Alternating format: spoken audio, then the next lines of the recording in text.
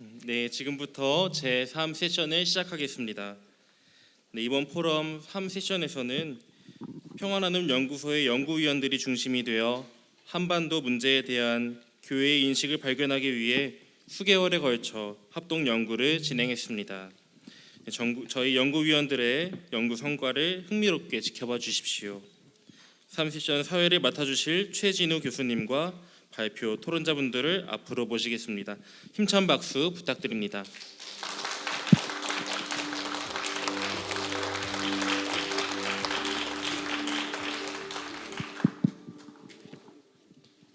예, 이번 세션 사회를 맡게 된 한양대 정치학 외교학과의 최진우 교수입니다.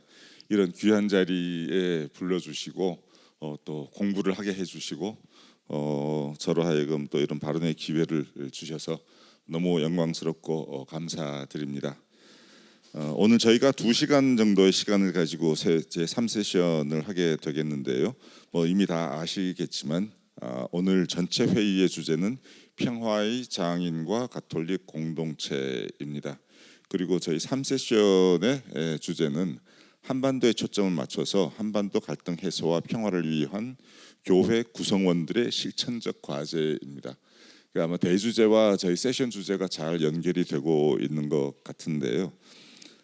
가톨릭 공동체는 사실 평화의 장인들의 공동체여야 하고 또 어떻게 보면 가톨릭 공동체 자체가 평화의 장인이 되어야 하기도 하는 그런 어떤 상호 관계 속에서 저희들의 아주 구체적인 실천 과제인 한반도의 평화 그리고 한반도의 희망컨대 한반도 통일을 위해서 교회 구성원들 모두가 성직자와 평신도 할 것 없이 우리 모두가 무엇을 해야 하고 또 어떤 생각을 가지고 이런 중요한 일에 임해야 될지에 대해서 고민을 하는 세션이 바로 세 번째 세션이라고 생각이 됩니다.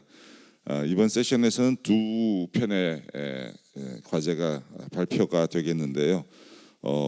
사실 이게 상당히 그 주제가 흥미롭게 대비가 서로 되고 있습니다. 일단 내용을 들으시면 아시겠지만 첫 번째 논문은 사회과학적으로 이야기하자면 굉장히 이제 질적인 연구입니다. 그리고 두 번째 발표는 굉장히 양적인 연구입니다. 계량적인 연구 그리고 질적인 연구가 두 개가 방법론적으로 굉장히 대비가 되고 있고요. 그리고 첫 번째 논문의 경우에는 일단 제목에서 드러나고 있듯이 신부님들 그러니까 사제 들에 관한 이야기입니다. 어떻게 보면 좀 개인에 관한 이야기일 수도 있는 것 같습니다. 내용적으로도 두 분의 신부님에 대한 아주 깊이 있는 이야기가 소개가 되고 있고요. 반면에 두 번째 논문은 어떻게 보면 사회 전반적인 어떤 인식이랄까 사회 심리학적인 그런 현상에 대한 말하자면 좀 집단적 차원에서의 여러 가지 현상들을 이야기를 하고 있습니다. 그래서 방법론적으로 또는 주제 차원에서 굉장히 서로 대비되는 내용이기 때문에 이 두 가지가 오히려 상호 보완적으로 우리한테 많은 이야기를 해줄 수 있을 것 같습니다. 다 같이 끝까지 귀를 기울여 주시면 감사하겠고요. 저희가 두 분의 그 발표를 듣고 그다음에 이제 세 분의 토론을 듣겠는데 사실은 첫 번째 논문의 경우에는 세 분이 공동으로 작업을 하신 그 결과입니다. 세 분이 다 말씀을 하시게 되면 틀림없이 너무 길어질 거라서 한 분께 이제 말씀을 부탁을 드리고 대표로 발표를 해 주시겠습니다.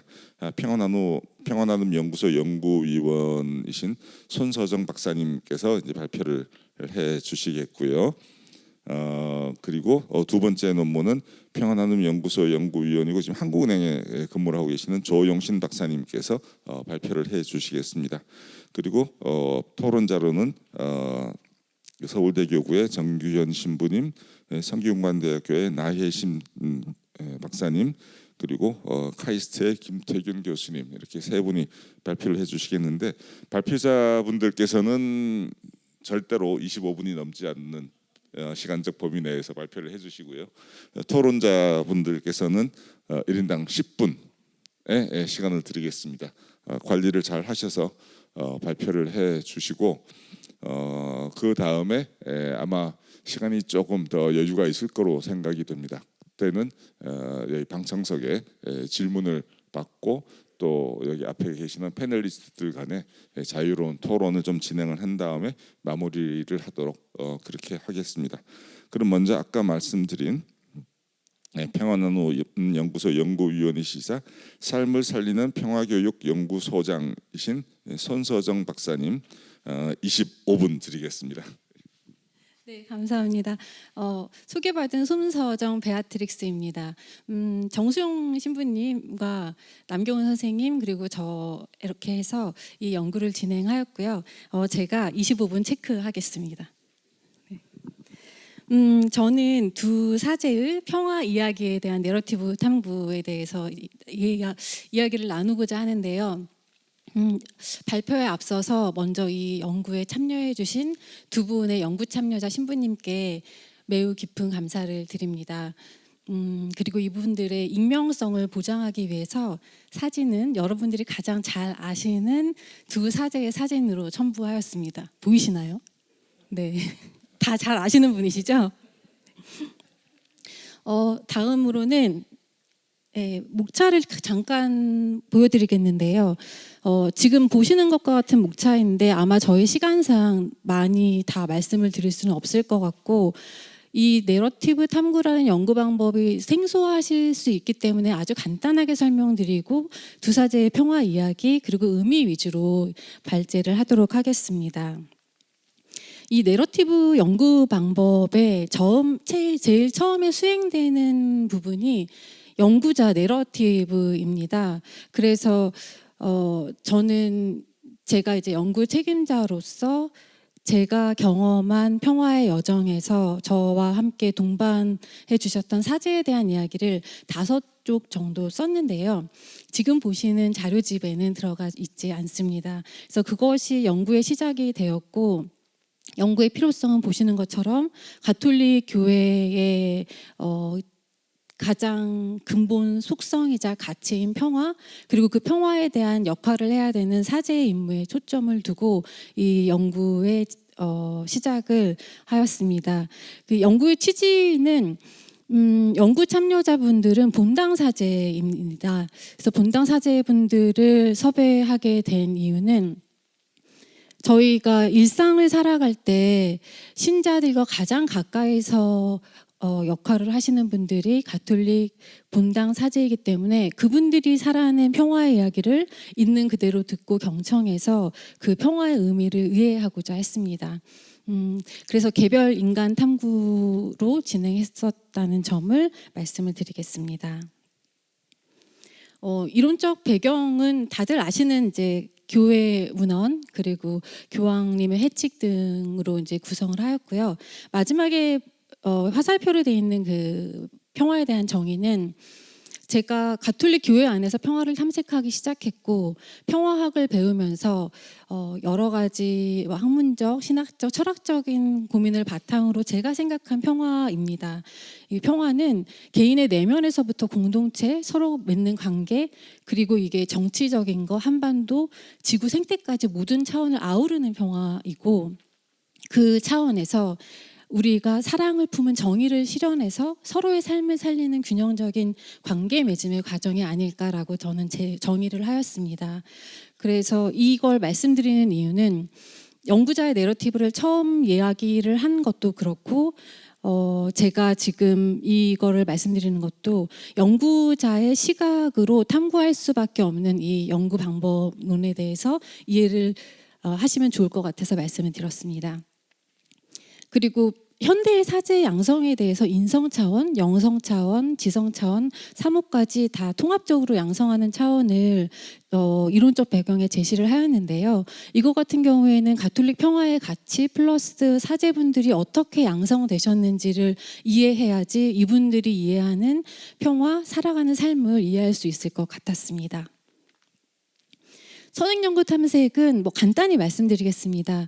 평화 인식에 대해서 조사한 연구는 거의 없습니다. 왜냐하면 오늘 아침부터 다들 들으셨겠지만 평화가 너무 다층적이고 다면적이라서 어떻게 조사하기도 어렵고 정의를 내리기도 매우 어렵습니다. 그래서 양적 연구로 통일연구원에서부터 이렇게 시작이 됐는데 개신교의 연구도 있고 민화위에서 저희가 실행한 연구도 있습니다. 작년 이 자리에서 발표한 가톨릭 사제가 바라보는 통일과 교회는 이 양적 연구 중에서 가톨릭 사제에 초점을 맞춰서 더 주목해서 보았는데요. 그때 저희가 봤던 게 뭐냐면 가톨릭 사제들은 정의와 평화에 대해서 매우 깊게 인식을 하고 있지만 사회적으로 대외적으로 말씀은 못하고 계시는 거예요. 그래서 이 괴리가 뭘까? 거기에 대해서는 좀 더 질적으로 깊이 탐구해 볼 필요가 있겠다라는 생각이 들었고 그 일환으로 지금 이 연구가 진행이 되었습니다. 근데 그때 발견했었던 것에 좀 주목할 만한 점이 사회에서 언급을 자제하는 이유가 종교적인 영향력도 크지 않고 너무너무 갈라지는 것 때문에 그런데 그게 오히려 종교의 사회적인 영향력을 감소시키는 악순환이 아닐까라는 생각을 하였습니다. 연구 방법은 내러티브 탐구는 개별 인간이 살아낸 경험 이야기를 통해 인간을 이해하고자 하는 연구 방법입니다.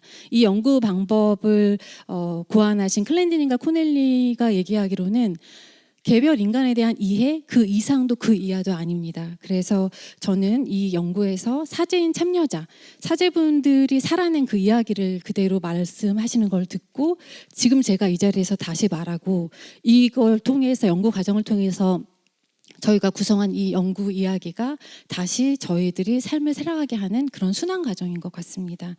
그런데 이 연구가 특별히 주의해야 될 점이 깊은 삶의 이야기를 듣기 때문에 관계적인 배려가 매우 필요합니다. 그래서 돌봄의 윤리에 의해서 연구자와 연구 참여자가 매우 동등하고 서로 배려하려고 노력하였습니다. 연구 참여자를 이제 소개를 드릴 텐데요. 아마 이런 연구자 참여자 정보를 보시기는 아마 매우 힘드실 거예요. 가톨릭 사제면 남성인 거 당연한데 남성. 그리고 지금 본당 사제로 근무하시는 분들은 보통 50대가 많은데 50대. 아주 기본적인 정보죠. 이렇게밖에 할 수 없었던 이유를 말씀드리자면 일단 연구 참여자 보호가 필요했고요.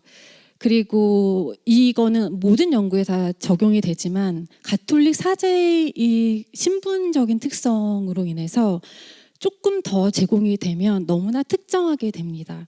그래서 이렇게 이제 제공할 수밖에 없었던 점을 좀 양해해 주시고 내러티브 탐구가 깊이 있는 탐색을 하기 위해서 연구 참여자는 3명 이하를 추천하고 있습니다. 그리고 주제 경험을 가장 최근에 한 사제로 구성하였습니다.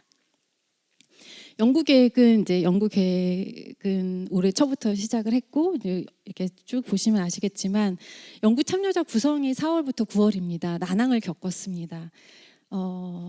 여기 계신 사제분들이 많이 동의하실 수 있을 것 같지만 매우 드러나기 싫어하십니다. 그리고 저와의 긴밀한 관계성이 있어야 되는데 긴밀한 관계성 때문에 해주고 싶어도 드러나기를 꺼려하실 수 있고 그리고 긴밀한 관계성을 수립해야 되기 때문에 여러 가지 상황을 겪으면서 구성을 하였습니다. 현장 텍스트는 이제 인터뷰한 것을 옮겨 쓴 것을 말하는 거고요. 그 중간 텍스트를 구성해서 지금 여러분이 보시는 연구 텍스트까지 구성을 했는데요. 이 인터뷰 대화를 지금 이렇게 이제 제시를 했는데 이 이후에 어제까지도 계속 지속적으로 통화하고 소통하면서 최종 발표까지 협의를 하였습니다. 그러면 이제 가장 재미있어 하실 부분일 것 같아요. 두 사제의 평화 이야기를 풀어내도록 하겠습니다. 첫 번째 신부님은 제가 좋아하는 프란치스코 신부님의 이름을 드렸습니다. 가족 관계는 이제 4명이고요. 이제 가톨릭 신자이신 부모님 그리고 누나가 있으십니다. 만주에 사시던 아버지가 북한 쪽에서 이제 남쪽으로 오시고 그러면서 한국 전쟁 때 다시 부산으로 피난을 가셨고 지금 거주 지역에서 사업을 하시면서 매우 평탄한 환경을 이루고 사셨어요. 근데 특이 사항이 뭐냐면 프란치스코 신부님이 어릴 때 많이 아프셨어요. 그래서 이 아들을 위해서 부모님들이 공기 좋은 곳으로 이사를 하십니다. 그래서 그곳에서 이제 계속 이게 학교를 다니시고 고등학교 졸업 직후에 신학교로 입학하셨습니다. 아마 지금 보시면 오른쪽 화면일 것 같아요. 오른쪽에 보이는 화면이 신부님께서 직접 말씀하신 워딩이고요. 제가 이제 그 중심으로 아마 그게 더 재밌으실 것 같아서 보시면 좋을 것 같습니다. 이사하실 정도로 되게 따뜻한 부모님이셨고 정말 행복한 유년 시절을 보냈습니다. 그래서 자연 속에서 친구들이랑 뛰어노는 걸 되게 좋아하셨고 그런데 이제 매일매일 기도하시는 절실한 가정이었던 거예요. 그래서 방귀 뀌고 트림하고 그러면서 피하기는 했지만 정말 그 가정 공동체에서 자라면서 이게 주일학교 그리고 신앙 안에서도 이어지고 이렇게 놀던 주일학교에서 놀고 그리고 친구들이랑 놀던 게 자연의 신비에서 치유까지 경험하는 그 경이로운 체험을 하게 됩니다. 옆에 있는 발제문은 군종 신부로 근무하실 때 군함에서 이제 태풍을 만났었을 때 이야기거든요. 근데 이때 찾아온 그 자연에서 또 다시 평화를 느꼈어요. 그래서 이분께 평화는 따스한 가정에서 시작이 됐지만 자연까지 확장되는 부분이었습니다. 그런데 특이한 게 자꾸만 소외되는 아이들이 보였어요. 신학교를 가려고 생각하지는 않았지만 중3 때 한번 가봤었던 적이 있으세요. 그런데 굳이 본인과 잘 맞지 않다고 생각했는데 고등학교 때 자율학습을 마치고 집에 가려면 야산을 넘어야 됐다고 해요. 근데 야산을 넘는 길에 이제 깡패들을 만난 거죠. 또래 친구들을. 그래서 코뼈가 부러졌습니다. 그런데 경찰에서 잡아서 이제 같이 이야기를 하는 과정에 경찰 아저씨들께서 아이들의 환경이 불우하니까 웬만하면 합의를 해줘라. 근데 그 상황에서 본인의 코뼈보다 이 아이들의 환경에 더 마음이 가신 거예요. 그러면서 그 계기로 가정을 이루면 내가 잘 돌볼 수 없을 테니 이런 불우한 아이들을 도와야 되겠다라는 생각으로 이제 불우한 청소년들 사목을 하시는 이제 돈보스코 성인이 이제 설립하신 살레시오를 이제 가려고 생각을 하시다가 본인 특성에 맞는 제약이 없는 교구에서 활동을 하고 그리고 본당의 일상적인 삶에서 예방하고 교육하는 게 더 필요하겠다고 생각해서 신학교 입학을 결정하였습니다. 신학교를 들어가셨지만 또 다시 떠나기를 결심을 하셨어요. 여러 가지 이제 이유가 있었겠지만 뭔가 이상과 현실에서 괴리감도 느꼈었던 것 같고요. 그리고 나서 이제 2학년 때 자퇴를 하려고 하던 중에 동료와 그 친구들이 그래도 앞으로 진로를 위해서면 그래도 2학년을 마치고 군대를 가라. 그래서 군입대를 하고 군대에 들어가서 수능 공부를 했습니다. 영어 공부도 했고요. 제대를 앞두고 휴가를 나왔는데 주임 신부님이 아일랜드를 갑자기 가보라는 거예요. 당장 수능 시험을 볼 건데. 그래서 왜 제가 가야 되냐고 그랬더니 발제문에서 보시는 것처럼 술 처먹더라도 그냥 거기 가서 처먹으라고 그러면서 이제 아일랜드 여행을 권유를 하셨대요. 그런데 해외 경험이 없어서 좋은 기회일 수도 있겠다로 가셨는데 아일랜드에서 도착했었던 곳은 더블린 수도의 스틸로건 성요한 수도였습니다. 거기서 열심히 놀았고요. 그런데 너무 놀다 보니까 죄송해서 병원 카페에서 봉사를 하신 거예요. 그때 정신병원에 있던 아일랜드 청소년들을 또 봅니다. 아일랜드는 우리나라와 매우 대치되는 상황에 청소년 행복률을 자랑합니다. 우리는 최하위죠. 최상위 국가입니다. 그럼에도 불구하고 거기에서 그렇게 힘들어하는 아이들을 보고 내가 왜 신학교에 들어가려고 했었지? 거기에 대한 생각을 다시 했고 공동체에서 소외된 존재에 대한 그 마음이 계속 들어갑니다. 그리고 다행히 잘 졸업을 하셨어요. 그래서 첫 본당에서 행복하게 사셨고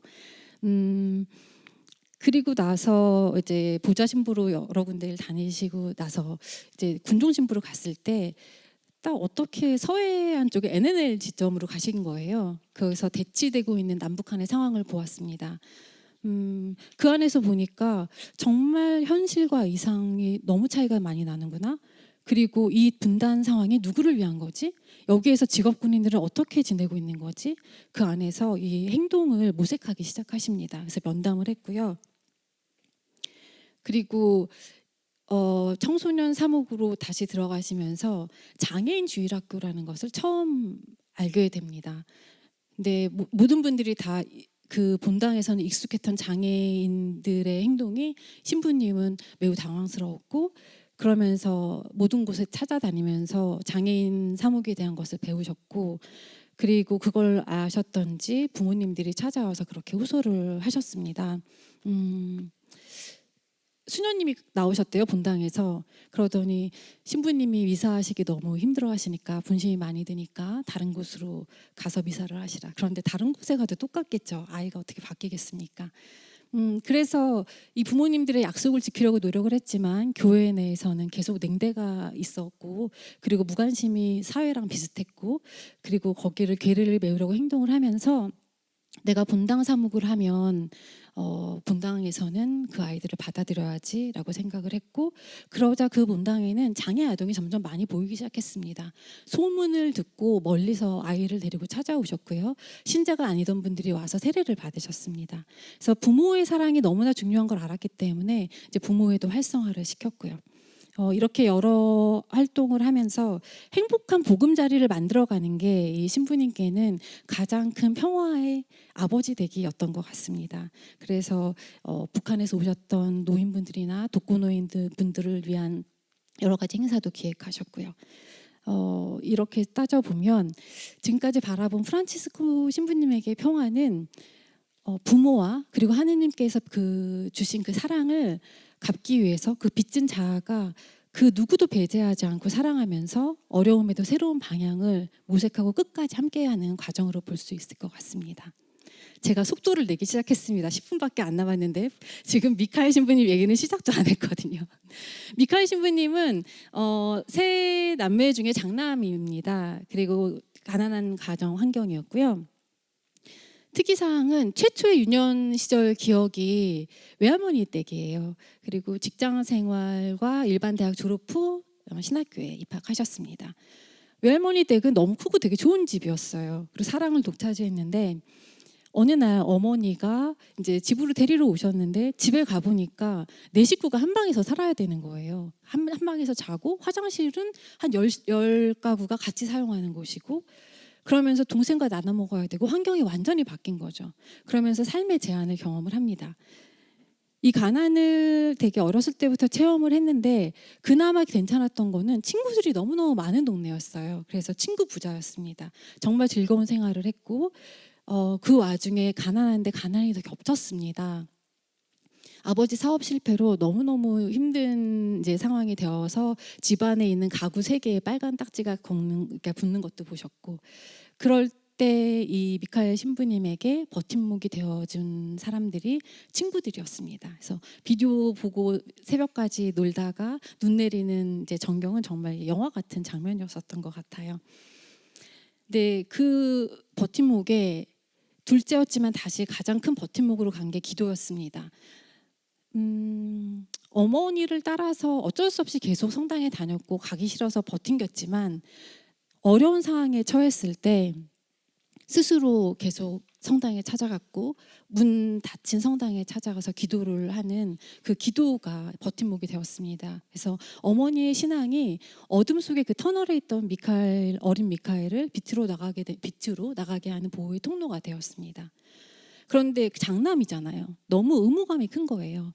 그래서 하고 싶은 공부를 하지 않고 상업계 고등학교로 진학을 하셨습니다. 그런데 또 겨우겨우 버티고 취업을 해보니 또 적성과 맞지도 않아요. 근데 마침 이제 아버지께서 취직을 하셔서 돈을 버시는 상태였기 때문에 대학 입시를 다시 준비하기 시작했습니다. 그런데 바로 어제 수능이 끝났죠. 저희 얼마나 지겼습니까? 그 문제를 풀면서 저렇게 행복하셨다고 해요. 그 시 발제문을 보면서 이런 거였다고. 그러니까 하고 싶은 공부를 하는 게 너무 행복했었던 거죠. 그리고 일반 대학에 진학해서 정말 즐겁게 살았는데 4학년 졸업에 이제 돈을 벌어야 되잖아요. 취업 준비하려고 하는데 어머니가 종이 하나를 내밉니다. 예비신학교 추천서래요. 그런데 우리 형편이 이런데 왜 거길 가냐고. 그랬더니 어머니 평생 소원이셨대요. 한 번도 말씀하신 적이 없는데. 그러면 소원이면 들어주겠다 하고 다니던 중에 남동생이 알게 됩니다. 그래서 이 남동생이 도대체 혼자 잘 먹고 잘 살려고 도망가는 거냐라고 하면서 매우 분노의 말을 했어요. 아, 엄마 소원 들어주는 거야. 그랬더니 그러면 합격하면 안 갈 거야? 신부 안 될 거야? 그 질문을 받고 생각해 보니까 드디어 자신이 정말 신부가 되었다는 그 이끌림을 그때 깨달은 겁니다. 그렇게 해서 신학교에 입학을 했습니다. 입학을 했는데 공부에 대한 압박감이 너무 커요. 너무 하고 싶었던 거니까. 그리고 잘 마무리하고 또 이제 보좌 신부로 본당에 배치를 받았는데 주임 신부님과의 관계 맺음 그리고 신자를 동반하는 과정에서 내가 잘하고 있나 매우 성찰적인 분이셨습니다. 그래서 이 책임감이 이끌림으로 갔지만 다시 책임에 대한 압박이 순환 과정이었어요. 그래서 목에 생선가시가 딱 걸려 있는 것처럼 쉬지도 못하는 그런 상황을 보내고 있었습니다.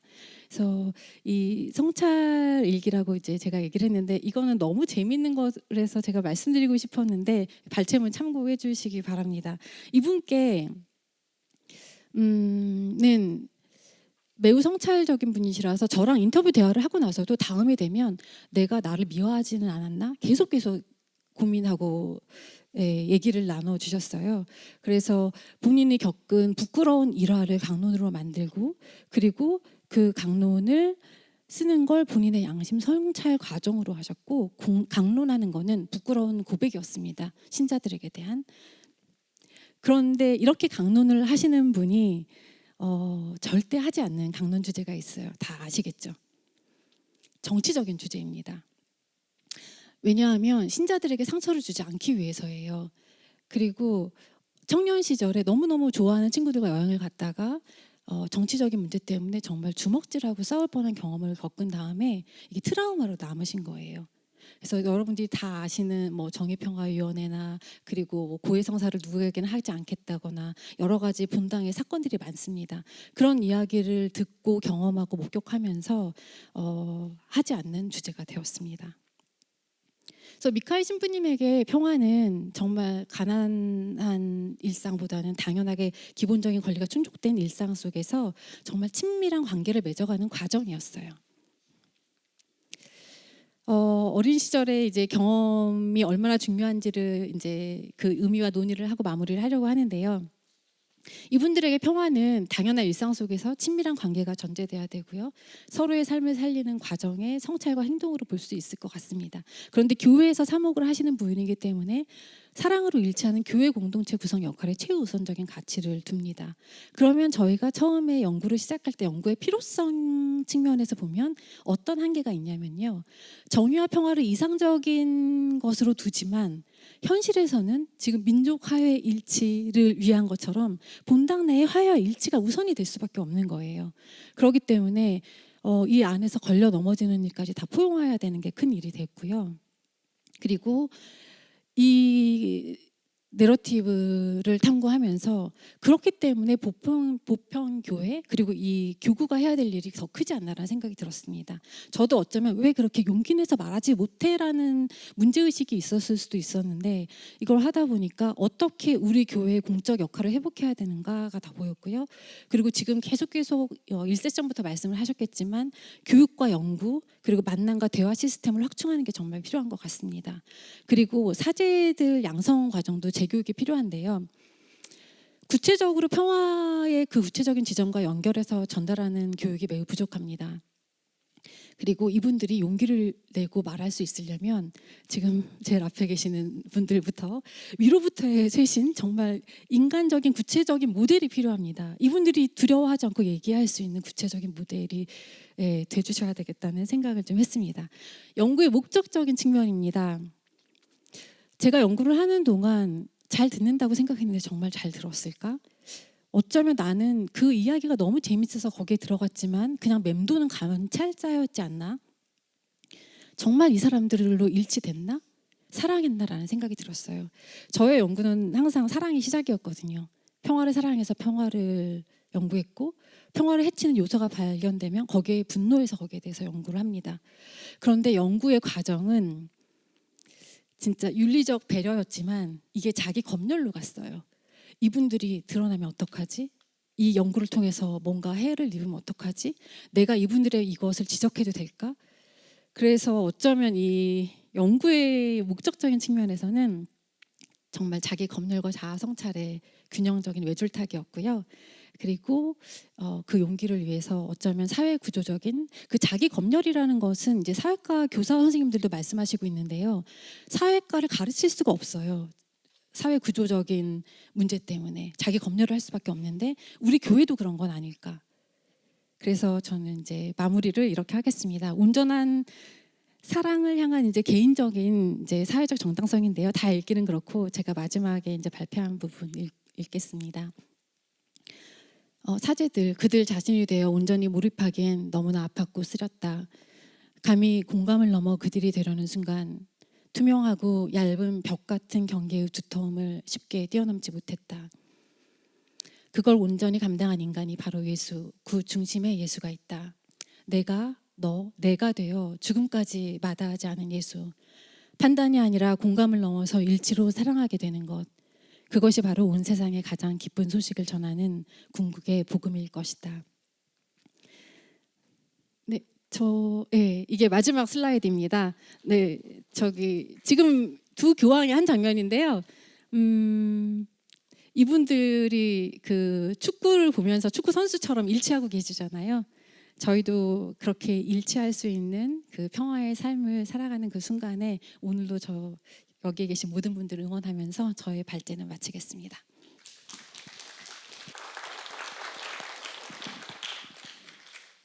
네, 5초 지났습니다. 예, 시간을 너무 잘 지켜주신 우리 손서정 박사님께 감사의 말씀드리고요. 특히 마무리가 굉장히 인상적이었다고 저는 생각을 하는데 그 평화의 시작은 사랑이다라는 이야기가 굉장히 큰 울림으로 다가오는 것 같습니다. 아마 그 두 사제의 이야기에도 여러분들 재미있고 아마 또 감동적으로 들으셨지 않을까 싶은데 저도 이 논문을 읽을 때도 이렇게 몇 차례 소름이 돋았었고 발표를 들으면서도 이제 그런 느낌이 또 있었습니다. 아주 드라마틱한 우리 신부님들의 이야기를 중심으로 해서 평화란 무엇이고 평화를 위해서 무엇을 해야 할 것인가에 대한 좋은 발표해 주셨습니다. 우리 손서정 박사님과 함께 이 논문을 만들어 주신 우리 정수영 신부님하고 남경우 박사님께도 같이 감사를 드립니다. 예, 다음 순서입니다. 한국민의 통일 의식 변화와 교회의 역할에 대해서 조용신 박사님께서 말씀 주시겠습니다. 네, 안녕하세요. 소개받은 조용신이라고 합니다. 저는 지금 한국은행 북한경제연구실에서 근무를 하고 있고요. 이번 발표 자리를 이 자리에서 발표하게 돼서 영광으로 생각합니다. 근데 앞서 그 손소정 선생님께서 너무 재미있는 따뜻한 발표를 해주셨는데 저는 정량 연구이다 보니까 좀 더 딱딱한 이야기가 될 것 같아서 약간의 걱정과 함께 발표를 드리겠습니다. 그리고 본격적으로 시작하기 전에 이거는 그냥 당연한 이야기일 수 있는데 이 연구는 제 개인 차원의 연구이고 한국은행의 입장과는 무관하다는 점을 미리 말씀을 드리고 시작하겠습니다. 네, 오늘 발표드릴 연구 제목은 한국민의 통일의식 변화와 교회의 역할이라는 연구인데요. 이 연구는 사실 최근 보이고 있는 우리 국민의 통일의식 저조 현상의 원인 분석에 집중한 연구입니다. 이번 연구 결과가 우리 교회 그리고 특히 저희 평화나눔 연구소에서 노력하고 있는 그런 민족 화해 그리고 통일 문제 관련 대중과의 소통에 조금이나마 시사점을 줄 수 있지 않을까 해서 오늘 간단하게 발표 드리려고 준비했고요. 아마 저는 시간을 잘 지킬 수 있을 것 같습니다. 우선 이번 연구를 시작하게 된 계기이기도 한데요. 최근에 발표되고 있는 여러 통일 관련 설문조사를 살펴보면은 일관되게 우리 국민의 통일에 대한 인식이 이제 부정적으로 변하고 있다는 점을 발견할 수가 있습니다. 가장 영향력 있는 설문조사 중 하나인 서울대 통일평화연구원의 통일의식 조사 결과에서도 이런 경향이 잘 나타나는데요. 2024년까지의 조사 결과를 살펴보면은 남북한 통일이 얼마나 필요하다고 생각하십니까? 라는 질문에 필요하다라고 응답한 비율은 보시다시피 2024년에 36.9%로 역대 최저치를 경신했고 제가 알기로는 제가 게을러서 업데이트를 못했습니다만 올해 발표된 결과도 또 역시 최저치를 경신한 걸로 알고 있습니다. 뿐만 아니라 응답 비율의 시계열 추이를 보시면은 조사가 시작된 2007년 이래로 초록색으로 보이는 통일이 필요하다는 응답이 완만하지만 지속적인 하락 추세를 보이고 있고요. 특히 기억하시겠지만 2018년에 남북 북미 간 정상회담이 특별한 성과 없이 끝나게 되면서 이 추세가 더욱 가파르게 하락하기 시작했습니다. 반면에는 반대로 이제 노란색 선으로 표시된 통일이 필요하지 않다라는 의견은 2018년 이후 가파르게 상승해서 역대 최고치를 계속 경신하고 있는 상황입니다. 특히 제가 주목한 부분은 저조한 통일의식의 세대 간 차이인데요. 표의 가장 오른쪽 열에 보이시는 2023년 자료를 보시면은 20대의 경우에는 28.2%만이 통일이 필요하다고 응답한 반면에 60대 이상에서는 55.6%가 통일이 필요하다고 응답해서 상당한 격차를 보이고 있습니다. 다만 이제 이런 세대 간 차이는 존재하지만 2019년부터 세대별 응답률 전체 응답률을 보면은 모든 연령대에서 긍정적인 통일의식 응답 비중이 모두 낮아지고 있다는 점도 함께 확인하실 수가 있겠습니다. 이제 이렇게 부정적 통일 의식이 늘어나고 있는 이유, 특히 이제 젊은 세대의 부정적 통일 의식의 원인은 무엇일까라는 게 이제 이번 연구의 질문인데요. 관련해서 최근 여러 연구들을 참고해 볼 수 있었는데 우선 이제 북한 주민에 대한 동일 민족 의식이 점차 약화되고 있다는 주장, 그리고 이렇게 동일 민족 의식이 약화되면서 일부에서는 북한 주민에 대한 타자화가 진행되고 있다라는 연구 결과도 있습니다. 네, 만약 이런 연구 결과들이 사실이라면 이게 통일의식 저조의 원인 중 하나일 수도 있겠다라고 생각을 했습니다. 특히 통일 문제에서 동일 민족 의식이 약화된다면 장기적으로는 통일 문제가 한반도의 특수한 그 문제에서 이민이라는 보다 일반적인 그리고 보편적인 문제로 변화할 수도 있겠다는 문제 의식에서 이번 분석을 진행했습니다. 또 이런 통일 문제 변화는 그 70년이 넘는 분단 기간을 고려하면 동일 민족 의식이 상대적으로 약할 수밖에 없는 젊은 세대에서 더 본격적으로 진행되고 있을 가능성이 크고 또 이 부분이 앞서 말씀드렸던 젊은 세대의 상대적으로 더 저조한 통일 의식의 원인일 수 있지 않을까 그렇게 생각을 했습니다. 네, 따라서 이제 이번 연구는 크게 두 가지 가설을 검증해보고자 했는데요. 첫 번째는 과연 통일 문제가 점차 일반적인 이민 문제와 같이 보편화되고 있는가이고, 두 번째는 이런 변화가 젊은 세대에서 더욱 활발하게 일어나고 있는가입니다. 특히 이제 두 번째 문제 같은 경우는 앞으로 우리 국민의 통일 의식이 어떻게 변화할지에 대한 단서를 줄 수도 있는데, 만약 젊은 세대에서 북한 민족에 대한 그런 타자화 경향성이 강하고 이것이 현재의 젊은 세대가 기성세대가 되더라도 변할 가능성이 낮다면 이제 앞으로도 지금의 저조한 통일 의식이 개선될 가능성이 높지 않다는 것을 의미하게 될 것입니다. 이 가설들을 정량적으로 검증해 보기 위해서 제가 택한 방법은 이제 국제적으로 검증이 완료된 반이민 정서의 구성 요소가 우리 통일 문제에도 설명력을 갖는지 확인을 해보는 겁니다. 이제 물론 만약에 그렇더라도 통일 문제가 더 이상 그 민족의 문제가 아니다. 이런 극단적인 의미는 아닙니다. 다만 이제 그 방향으로 점차 변화하고 있을 가능성이 있다 정도에 대한 그런 시사점을 줄 수 있다. 이런 면에서 이제 이해를 해주시면 될 것 같습니다. 그럼 연구 방법론으로 좀 넘어가서 앞서 설명드린 것과 같이 이제 반이민 정서 가설의 통일 의식에 대한 설명력을 검증하기 위해서 밑에 표에서 보시는 6개의 반이민 정서 가설을 선택했는데요.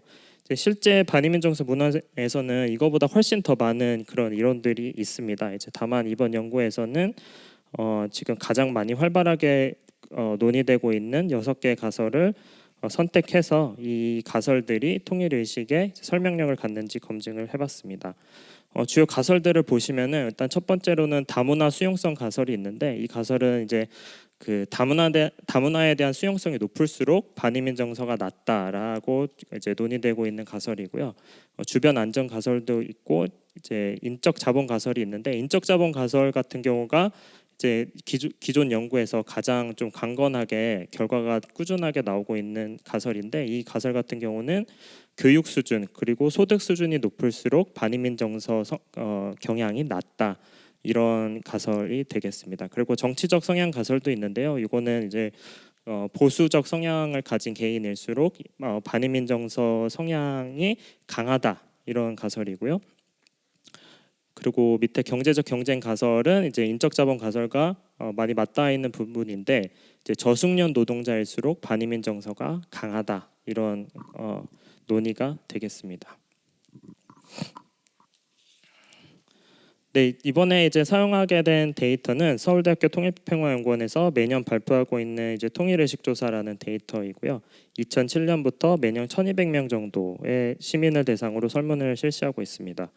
또 표본을 추출할 때 우리나라 전체 인구 구성 비율과 비슷한 비율로 표본을 추출하기 때문에 인구 대표성도 어느 정도 확보가 된 자료라고 할 수 있겠습니다. 설문 문항에는 여러 가지가 있는데 굉장히 광범위하고 많은 문항들을 포함하고 있는데요. 예를 들면 인구 통계 정보는 기본적인 정보이고, 그리고 통일의식, 대북 인식, 대북 정책 인식, 북한 이탈 주민에 대한 인식, 그리고 또 마지막으로 한국 사회에 대한 인식 등 총 8개 섹션으로 구성이 되어 있습니다. 이 표는 설문조사 데이터 통계하고, 그리고 우리나라 인구 전체 통계 2015년 인구주택 총조사 자료를 비교한 것인데요. 보시면 확인하실 수 있듯이 연령, 성비, 지역 비중에서 모두 큰 차이가 없습니다. 그래서 앞서 말씀드린 대로 어느 정도 인구 대표성을 확보한 것으로 볼 수가 있겠습니다. 이 표는 이제 분석의 순서를 좀 정리한 것인데요. 우선 각 가설들을 앞서 말씀드린 6개 가설들을 측정할 수 있는 통일의식 조사의 문항을 선정하고요. 이제 그걸 바탕으로 지수를 구성하고, 지수를 활용해서 회귀 분석을 진행해서 검증을 하고, 이제 마지막으로는 통일의식과 지수 사이에 연령 혹은 세대 효과가 존재하는지 검증하는 순서가 되겠습니다. 좀 복잡해 보이실 수도 있는데 결과를 중심으로 빨리빨리 좀 주요 결과를 중심으로 설명드리도록 하겠습니다. 하고, 네, 그래서 이게 이제 그 문항별 아까 말씀드린 6개 가설들을 측정할 수 있는 문항들을 선택을 한 건데요. 인적 자본 경제적 경쟁 가설은 교육 수준, 가계 소득, 그리고 직업 숙련도 이렇게 선택을 했고요. 그리고 정치적 성향 가설에서는 정치 성향, 그러니까 그 해당 개인이 보수적 성향인지 진보적 성향인지 스스로 평가하도록 한 그런 문항이고, 그리고 정치 관심도, 그러니까 정치에 관심이 많다, 관심이 별로 적다, 이렇게 이 문항이고, 그리고 사회적 통합 신뢰 가설은 민주주의 인식인데 우리 사회가 전혀 민주적이지 않다라고 않다부터 이제 이제 매우 민주적이다까지의 이런 개인의 민주주의 인식을 측정을 한 문항인데, 이 문항 같은 경우 사실 그 사회적 통합 신뢰 가설이 기존 문헌에서 주장하고 있는 것을 100% 반영하지는 못합니다. 근데 그래서 이제 그 슬라이드에는 포함을 못했는데, 이제 본문에서는 이제 요 민주주의 인식을 사회적 통합 가설 대리 변수로 설정한 배경에 대해서 약간의 그 설명이 있기는 한데, 이 관련 이론이 있기는 합니다. 물론 이제 많은 논문이 있지는 않은데 근거가 있긴 있고요. 그리고 이제 주변 안전 가설 같은 경우는 통일 이후의 범죄 상황에 대한 기대, 그러니까 통일 이후에 범죄 상황이 약화될 것이다, 범죄 상황이 개선될 것이다, 이렇게 물어본 문항을 선택을 했고, 마지막으로 다문화 수용성 가설은 다문화 개인이 다문화에 대한 수용성이 낮거나 높고, 혹은 이제 다문화의 포용성이 낮거나 높은지 이거를 이제 물어본 문항을 선택을 했습니다. 요거는 이제 그 문항들을 쫙 이제 그 데이터화 시켜가지고 각각의 그 가설들, 그러니까 문항들의 중요도를 고려해서 가장 중요한 그 가설을 가장 이제 그 웨이트를 많이 주고, 그 가장 별로 중요하지 않은 문항. 여기서 중요하고 안 중요하고는 사실 개인의 응답 차이가 얼마나 나느냐입니다. 그러니까 예를 들면 인적 자본 경제적 경쟁 가설 경우에는 이 모든 걸 다 합했을 때 전체 분산의 19.7%를 설명해서 제일 중요한 가설로 이제 그 설정이 된 거고요. 이 부분은 넘어가도록 하겠습니다. 그리고 이제 그래서 이 결과를 가지고 이제 이민 정서 성향 지수라는 걸 구성을 했는데, 여기서 이제 가장 이제 제가 그 말씀드릴 부분은 이게 각각의 지수가 그 결과치가 이제 제각각입니다. 그래서 그거를 표준화를 시켜서 각각의 지수가 0부터 100까지의 사이의 값을 갖도록 표준화를 시켰고요. 그래서 이제 그 왼쪽 제일 밑에 보이시는 ISI라는 것이 이제 종합 지수인데, 그 지수도 0부터 100, 0이면은 그 해당 개인의 그 이민 정서가 이제 부정적이고 100에 가까울수록 그 개인의 이민 정서가 좀 긍정적이도록 그렇게 설계를 했습니다. 요거는 이제 이제 구성되고 난 이후에 이제 각 가설들의 그 개별 지수의 값의 이제 기초 통계입니다. 요거는 넘어가고, 이제 요거는 그 개인의 그 지수 결과를 성별, 교육 수준별, 연령별 이렇게 주요 인구 통계 변수별로 살펴봤는데, 이제 왼쪽 위에 그래프를 보시면은 남성의 경우가 여성의 경우보다 이민에 대한 태도가 좀 더 긍정적인 확률이 높고요. 그리고 교육 수준별로 보면은 이제 교육 수준이 높을수록 이민에 대해서 좀 더 긍정적인 확률이 높고, 그다음에 연령별로 보시면은 연령대가 낮을수록 이제 이민에 대해서 긍정적인 생각을 갖고 있을 가능성이 높다, 이렇게 나왔고, 이제 오른쪽 밑에 보시면은 2012년부터 19년까지 이 지수의 그 시계열적 추이를 보여드린 건데요. 좀 추세가 가파르진 않지만 그래도 점차 좀 우리 국민 전체의 그 이민에 대한 정서가 조금씩 긍정적으로 변하고 있다, 이런 거를 확인할 수가 있었습니다. 그리고 첫 번째 이제 분석인데, 보시면은 좀 수식이 있어서 복잡해 보이실 수 있는데, 제일 중요한 거는 이제 아까 계속 그 서두에서도 설명드릴 것과 같이 이제 그 제가 이번에 구성한 종합 지수, 그러니까 이민 정서를 대변하는 종합 지수가 우리의 통일 의식에 통계적으로 유의한 영향을 미치는지를 살펴본 모델이라고 보시면 되겠습니다. 이게 결과표인데 이걸 뭐 다 말씀드리기엔 시간이 부족할 것 같고요. 주요 결과부터 살펴보면은 결론적으로 반이민 정서를 반영하는 종합 지수가 이제 통일의 필요성과 양의 상관관계가 있는 것으로 나타났습니다. 다시 말하면 이민에 대한 인식이 포용적일수록 통일에 대해서도 긍정적인 견해를 가질 가능성이 높다, 이렇게 나왔고요. 그리고 종합 지수뿐만이 아닌 개별 지수 차원에서도 통일의 필요성과 양의 상관관계를 확인할 수가 있었습니다. 그리고 그 통제 변수 중에서는 여성일수록 통일에 약간 부정적인 경향이 있었고요. 그리고 북한에 대한 적대 인식이 낮을수록, 그리고 대북 정책에 대한 만족도가 높을수록 통일의 필요성을 높게 인식한다, 이렇게 결과가 도출이 되었습니다. 그리고 이제 두 번째 분석인데, 이 분석에서는 연령 효과 혹은 세대 효과를 좀 확인해 보려고 하는 건데, 처음에 보셨다시피 젊은 세대일수록 통일에 대한 생각이 부정적인데, 그럼 이렇게 물어볼 수 있을 겁니다. 그러면 그들이 나중에 이제 나이가 먹어서 기성세대가 되면은 지금의 기성세대와 같이 통일에 대한 인식이 좀 더 긍정적으로 변할 수 있는 가능성이 있느냐, 이렇게 이제 질문을 던질 수가 있을 텐데, 이게 그런지 안 그런지를 확인해 보기 위해서 이제 진행한 분석이고요. 만약에 연령 효과라는 것이 유의하다면 이제 개인의 나이가 변화할 때 통일 필요성 인식도 함께 변화한다, 할 가능성이 크다. 즉 다시 말해서 개인이 나이가 먹을수록 통일에 대한 인식이 긍정적일 가능성이 높다라는 의미가 되겠고, 세대 효과가 만약에 유의하다면 이거는 개인의 나이와 관계없이 세대의 특성이기 때문에 이제 한번 형성된 통일 필요성 인식이 향후에도 미래에도 변하지 않을 가능성이 더 크다라는 의미가 되겠습니다. 그래서 이 밑에 설명드린 부분이 약간 좀 기술적인 부분이라서 좀 스킵하도록 하고요.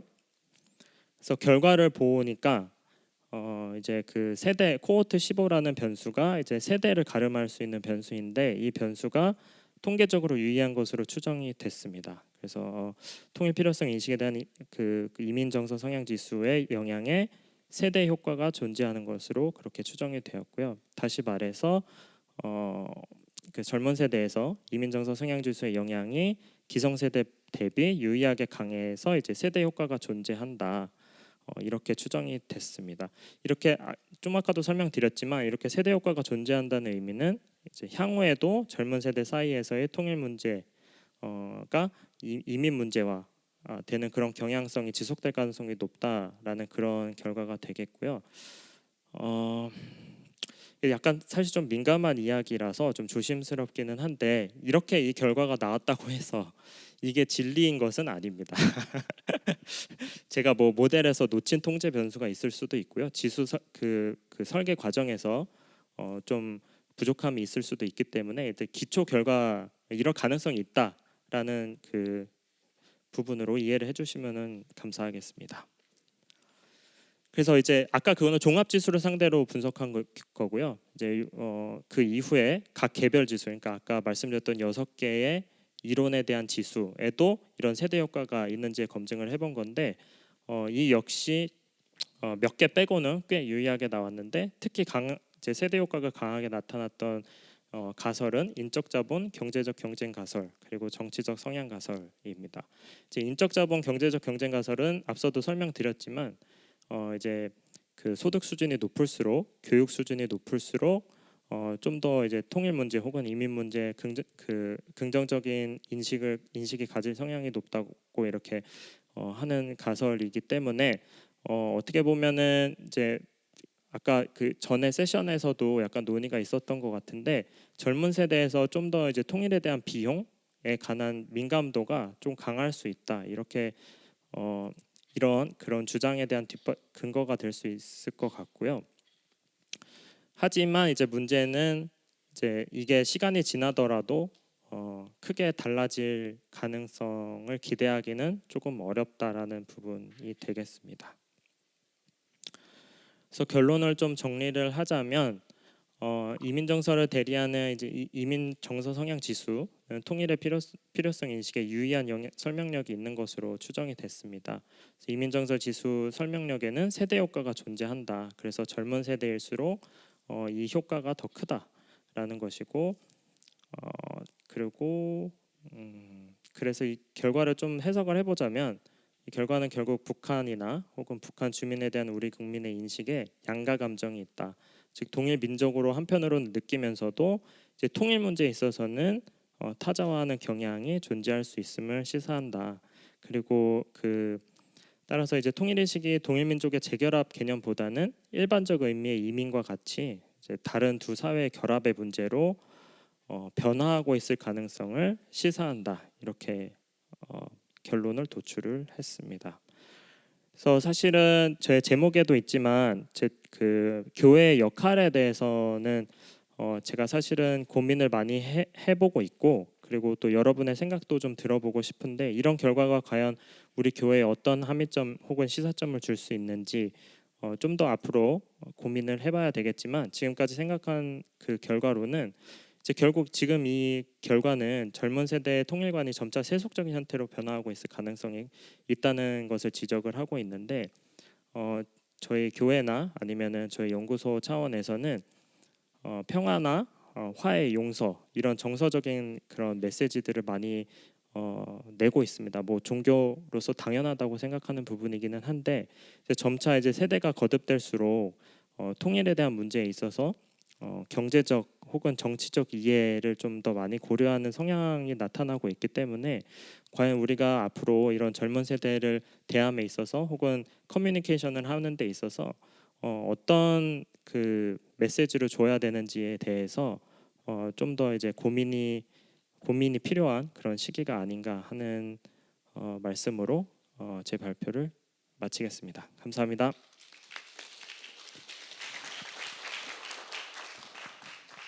예, 감사합니다.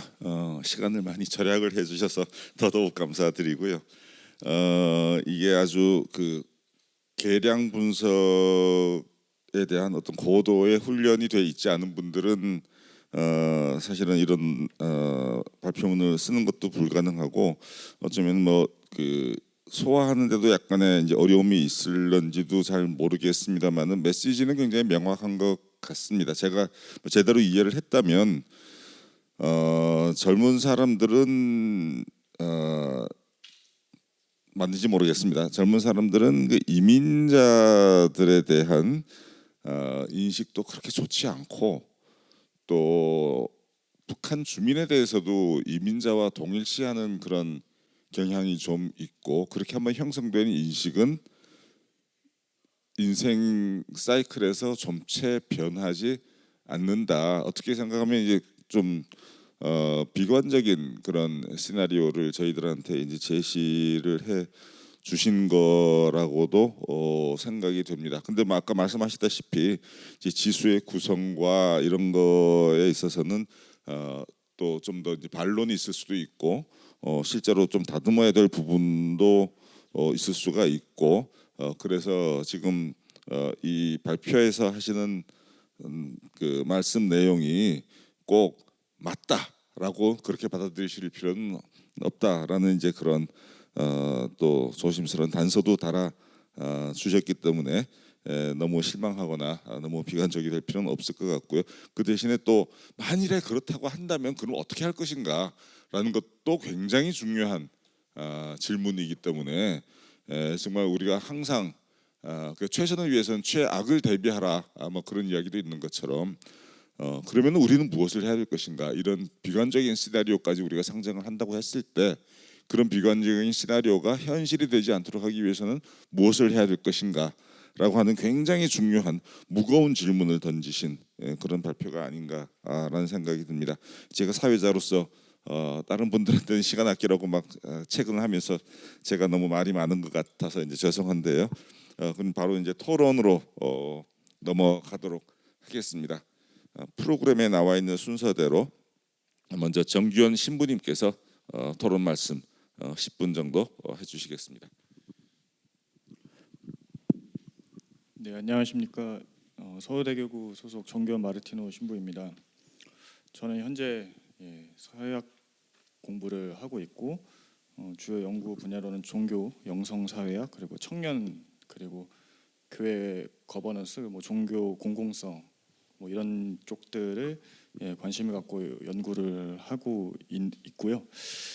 평화, 종교 평화 관련해서는 뭐 국제 비교 연구 같은 것들을 좀 하긴 했는데 그 문화인지 차원에서 한 부분이어서 조금 제가 여기서 이렇게 말씀드리는 것들은 이제 부탁받은 것도 그렇지만은 이제 사제로서 이 두 사제 이야기에 보다 좀 집중해서 사제로서 제가 글을 통해 연구자와 연구 참여자 그리고 독자 안에서의 이제 좀 해석학적인 성찰과 또 연구 방법론 차원에서 그래도 사회과학 트레이닝을 받고 있는 사람으로서 이제 좀 논할 것들을 좀 제안 드리고자 합니다. 그래서 저는 이제 손 박사님, 남경호 박사님, 뭐 정승훈 신부님의 연구를 기본적으로는 사제로서 좀 읽고 이렇게 성찰했다라는 점을 염두에 두시고 저의 토론을 들어주셨으면 좋겠습니다. 우선은 2명의 50대 본당 사제인 연구 참여자들은 자신의 유년 시절부터 현재의 사제 생활까지의 삶을 관통하면서 사제의 성소부터 시작하여 공동체 리더로서 성찰한 평화의 이해와 적용을 생생하게 전해주고 있습니다. 이 두 신부님과 연구자와의 지속적인 상호작용과 해석이 중첩되어 프란치스코 신부님에게는 평화는 차별 없이 사랑을 주는 공동체의 건설 실천으로, 미카엘 신부님에게는 평화가 인간의 기본적인 권리가 충족된 당연한 일상 속의 친밀한 관계 맺음으로 정리되고 있습니다. 이 두 연구 참여자의 생애적 내러티브를 읽으며 저 또한 제3을 반추하고 사제 성소와 양성 과정을 되짚으며 저에게 있어서 평화의 가치는 어떻게 체화되었는지 성찰할 수 있는 계기를 얻었습니다. 그러면서 자각한 것은 평화에 관한 교회의 가르침과 실제 사제 양성, 사목 생활 사이에 채워지지 않는 어떤 공백이었습니다. 이는 연구자께서 이론적 배경으로 제시했던 현대의 사제 양성에 입각한 네 차원의 양성 체계와 사제가 평화를 살아가는 내적 기반 간의 유기적 통합이 좀 제 안에서부터 선명하게 구성되어 있지 않다는 느낌이기도 했습니다. 가톨릭 교회가 제시하는 평화의 상태, 연구자의 말을 빌리면 단지 외적 상태가 아니라 하느님의 정의와 사랑이 인간과 공동체 안에 구현되는 영적이고 윤리적인 삶의 방식은 실질적인 사제 생활과 영성 차원에서 어떻게 평화라는 가치 안에 일목요연한 이해와 비전으로 통합되어 있는가. 그리고 그 평화는 일선 본당 생활이라는 일상 세계 차원을 넘어 사회적 구조와 담론을 고려한 공적인 종교의 역할 수행으로서의 한반도 평화와 화해라는 사회적 가치와 긴밀하게 연결되고 있는가. 저희가 자문하게 됐습니다. 이 이유는 또 제가 새신부 때는 미나이의 한반도 평화와 화해를 위한 민족 화해를 위한 명동성당에서 드리는 미사를 새신부가 돌아가면서 이제 집전을 하는 시스템이었는데요.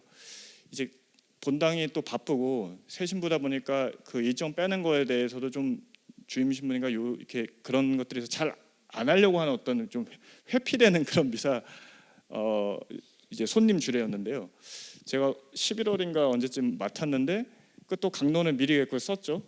근데 그날 아침인가 17년이었는데 이제 한반도 정세가 아주 안 좋을 때지 않습니까? 로켓맨 뭐 얘기 나오고 다 써놨는데 그날 ISBM인가를 또 쏜 거예요. 그래갖고 또 서문 또 다시 고치고 그래갖고 이제 명동에서 제가 언제 주례를 해보겠냐고 이제 주례를 하고 그 다음에는 이제 같이 성모동당에서 제가 이제 주송을 해서 묵주기도를 하는데 그냥 그러니까 돌아가면서 시키니까 내가 여기로 온 거지 내 안에서 지금 시키는 이 한반도 평화라는 가치가 그럼 내 일선 본당 사목과도 사실은 연결이 안 되고 그 다음에 내가 사제 양성을 받으면서도 사실은 크게 고민되어 보거나 이렇게 영성으로 이렇게 체화됐다는 느낌이 사실은 좀 잘 되지 않았던 그런 또 사건들이 이 논문을 통해서도 드러났고 또 나름 18년도에는 파문점 선언도 강론 때 뭐 이렇게 하고 그걸로 얘기를 했으면서도 분위기는 뭐 사실 그 이렇게 그냥 싸하고 그냥 뭐 나는 뭐 뉴스 안 보냐 나 다 알고 있다 약간 이런 식의 반응이었던 것들 그리고 젊은이들에게는 뭐 사실상 크게 이렇게 어떤 피드백이나 그 통교되는 느낌들이 거의 없었던 그런 부분들이 다 같이 좀 떠올랐었습니다. 연구자께서 잘 종합해 주셨듯이 통합적 사제 양성의 4차원, 바로 인성 차원, 영성 차원, 지성 차원, 사목 차원은 상호 유기적이고 성찰적으로 사제의 지성 양성을 지향합니다. 두 연교 참의자의 언술에서도 성장기 시절의 경험은 신학생에서 사제로 이어지는 생활 속에서 나선형적으로 재의미화되고 통합되면서 각자의 사목 관점과 가치 지향을 형성하는 것을 볼 수 있습니다. 프란치스코 신부님의 반복된 표현인 빚을 졌다는 사회적 약자들에 대한 부채감, 미카엘 신부님의 책임감과 압박감을 성찰의 계기로 전환시킨 강론과 미사의 의미는 사제 각자가 수행한 지속 양성의 결과라 해석되었습니다.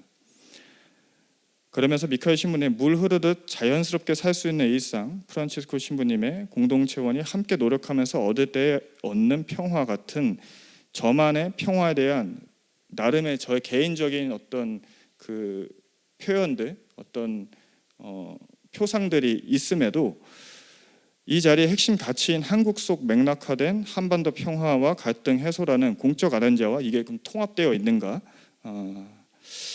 그것들을 기반으로 신앙 공동체의 평화의 이제 뭐 장인이다, 뭐 그게 뭐 마스터냐, 뭐 크래프트맨이냐, 뭐 여러 가지 우리가 논의할 수 있겠지만 어쨌든 본당 공동체 안에서 나뿐만이 아니라 다른 교우들과 함께 평화의 일꾼으로 양성되는 데에 그럼 내가 갖고 있는 어떤 사목적 비전이나 상이 있어야 되는데 사실 그것은 없구나. 배워본 적도 없고 어디서 소스를 얻어야 될지도 모르겠고 되게 이렇게 전해들을 수 있는 기본적인 정보들은 일반 우리 사회 대중 미디어와 이렇게 뉴스 언론들 정도를 접하는 것 안에서 우리 또한 그냥 이렇게 형성되고 있다라는 사실을 알게 됐습니다. 이러한 현실은 생활 세계 내 안녕, 평안, 쉼, 원만함, 무탈함과 내가 주는 평화는 세상이 주는 평화와 같지 않다라 하신 주님의 평화, 정치 체간의 역동성을 떼놓고 얘기할 수 없는 사회 정치적 평화와 번영이 사제 영성과 사목적 비전 안에서 통합될 수 있는 양성의 필요성을 제시한다고 생각합니다. 이러한 필요성은 평화 통일에 대한 젊은이들의 무관심과도 긴밀히 연결되고 제가 뭐 내일도 발표할 내용 중에 하나이지만은 2027 서울 WID를 위한 청년 기초인식 조사에서도 물었습니다. 남한과 북한은 대화를 통해 평화 관계를 구축 가능한가? 대표성을 확보한 이제 전체 청년 파퓰레이션에서 절반이 부정적이고 절반은 긍정적이었습니다. 근데 98%가 신앙생활을 하고 있고 88%가 일주일에 한 번 그 이상 주일미사를 나오고 90% 정도가 청년 단체 활동에 가입돼서 그래도 되게 열성적으로 우리가 만날 수 있는 청년들에게서도 51%가 부정적인 견해를 보였습니다. 그러니까 이거는 교회가 여태까지 했던 활동들이 전혀 청년들에게는 육화되지 않고 있는 오히려 이렇게 반이민 정서, 오히려 이제는 대한민국 민족주의가 훨씬 더 국가 정체성이나 네이션 빌딩에 더 긴밀히 흡착돼서 제 생각에는 이렇게 청년들과 대화를 해보거나 이렇게 온라인에 담론해 보면은 이제는 우리 민족이 먼저 표상되는 것이 아니라 중국과 북한이 어떻게 같은 선상에서 이제는 표상되고 있는 상황이지 않을까라는, 이거는 좀 더 경험 연구를 해봐야겠지만 그런 생각을 하게 됐습니다.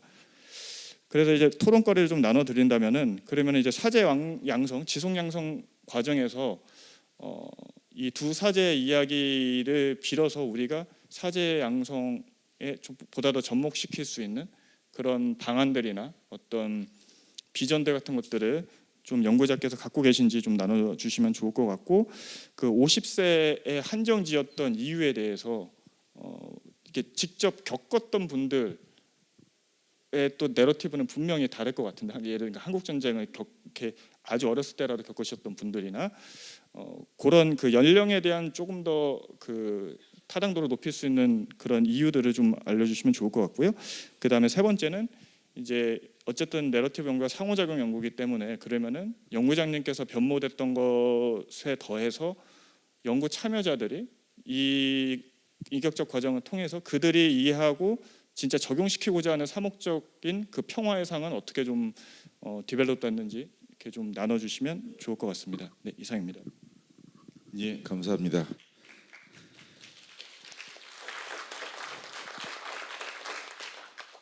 결국은 어떻게 보면은 지금 말씀하신 게 이제 평화란 무엇인가라는 문제하고도 바로 직결되는 문제일 것 같은데, 우리 이제 개인적 차원에서 느끼는 또는 추구하는 평화라고 하는 거하고 한 인간의 공동체 차원에서 실현되어야 할 평화, 나아가서는 국제사회에서의 평화라는 게 이게 같은 평화인지, 만약에 같은 평화라고 한다면 그 연결고리가 정확하게 무엇인지, 그에 대해서 아마 고민이 많은 분들이 많을 거라고 생각합니다. 저도 사실은 그 부분에 있어서 아주 명료한 그런 연결고리를 갖고 있다고 자신할 수는 없어서, 뭐 어렴풋이는 뭐가 있을 것 같긴 한데, 그러나 아주 명료하다라고는 저도 자신할 수가 없어서 지금 우리 그 정규현 신부님께서 제기하신 문제가 정말 우리가 천착하고 고민하고 연구하고 분석하고 같이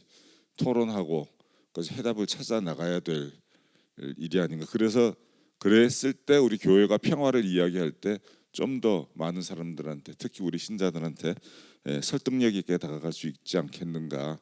평화 연구의 중요성, 방향성을 지금 굉장히 잘 제시를 해 주신 것 같습니다. 감사드리고요. 예, 다음 순서로 나혜심 성균관대 동아시아 역사연구소 교수님 부탁드립니다. 네, 안녕하세요. 성균관대학교 동아시아역사연구소의 나혜심이라고 합니다. 오늘 큰 주제가 평화인데, 사실 저는 평화학하고 거의 관련이 없는 사람이지만 평화는 사랑하는 사람입니다. 네, 근데 이제 일단 평화와 관련된 얘기를 제가 말씀을 깊이 드리기는 어렵고요.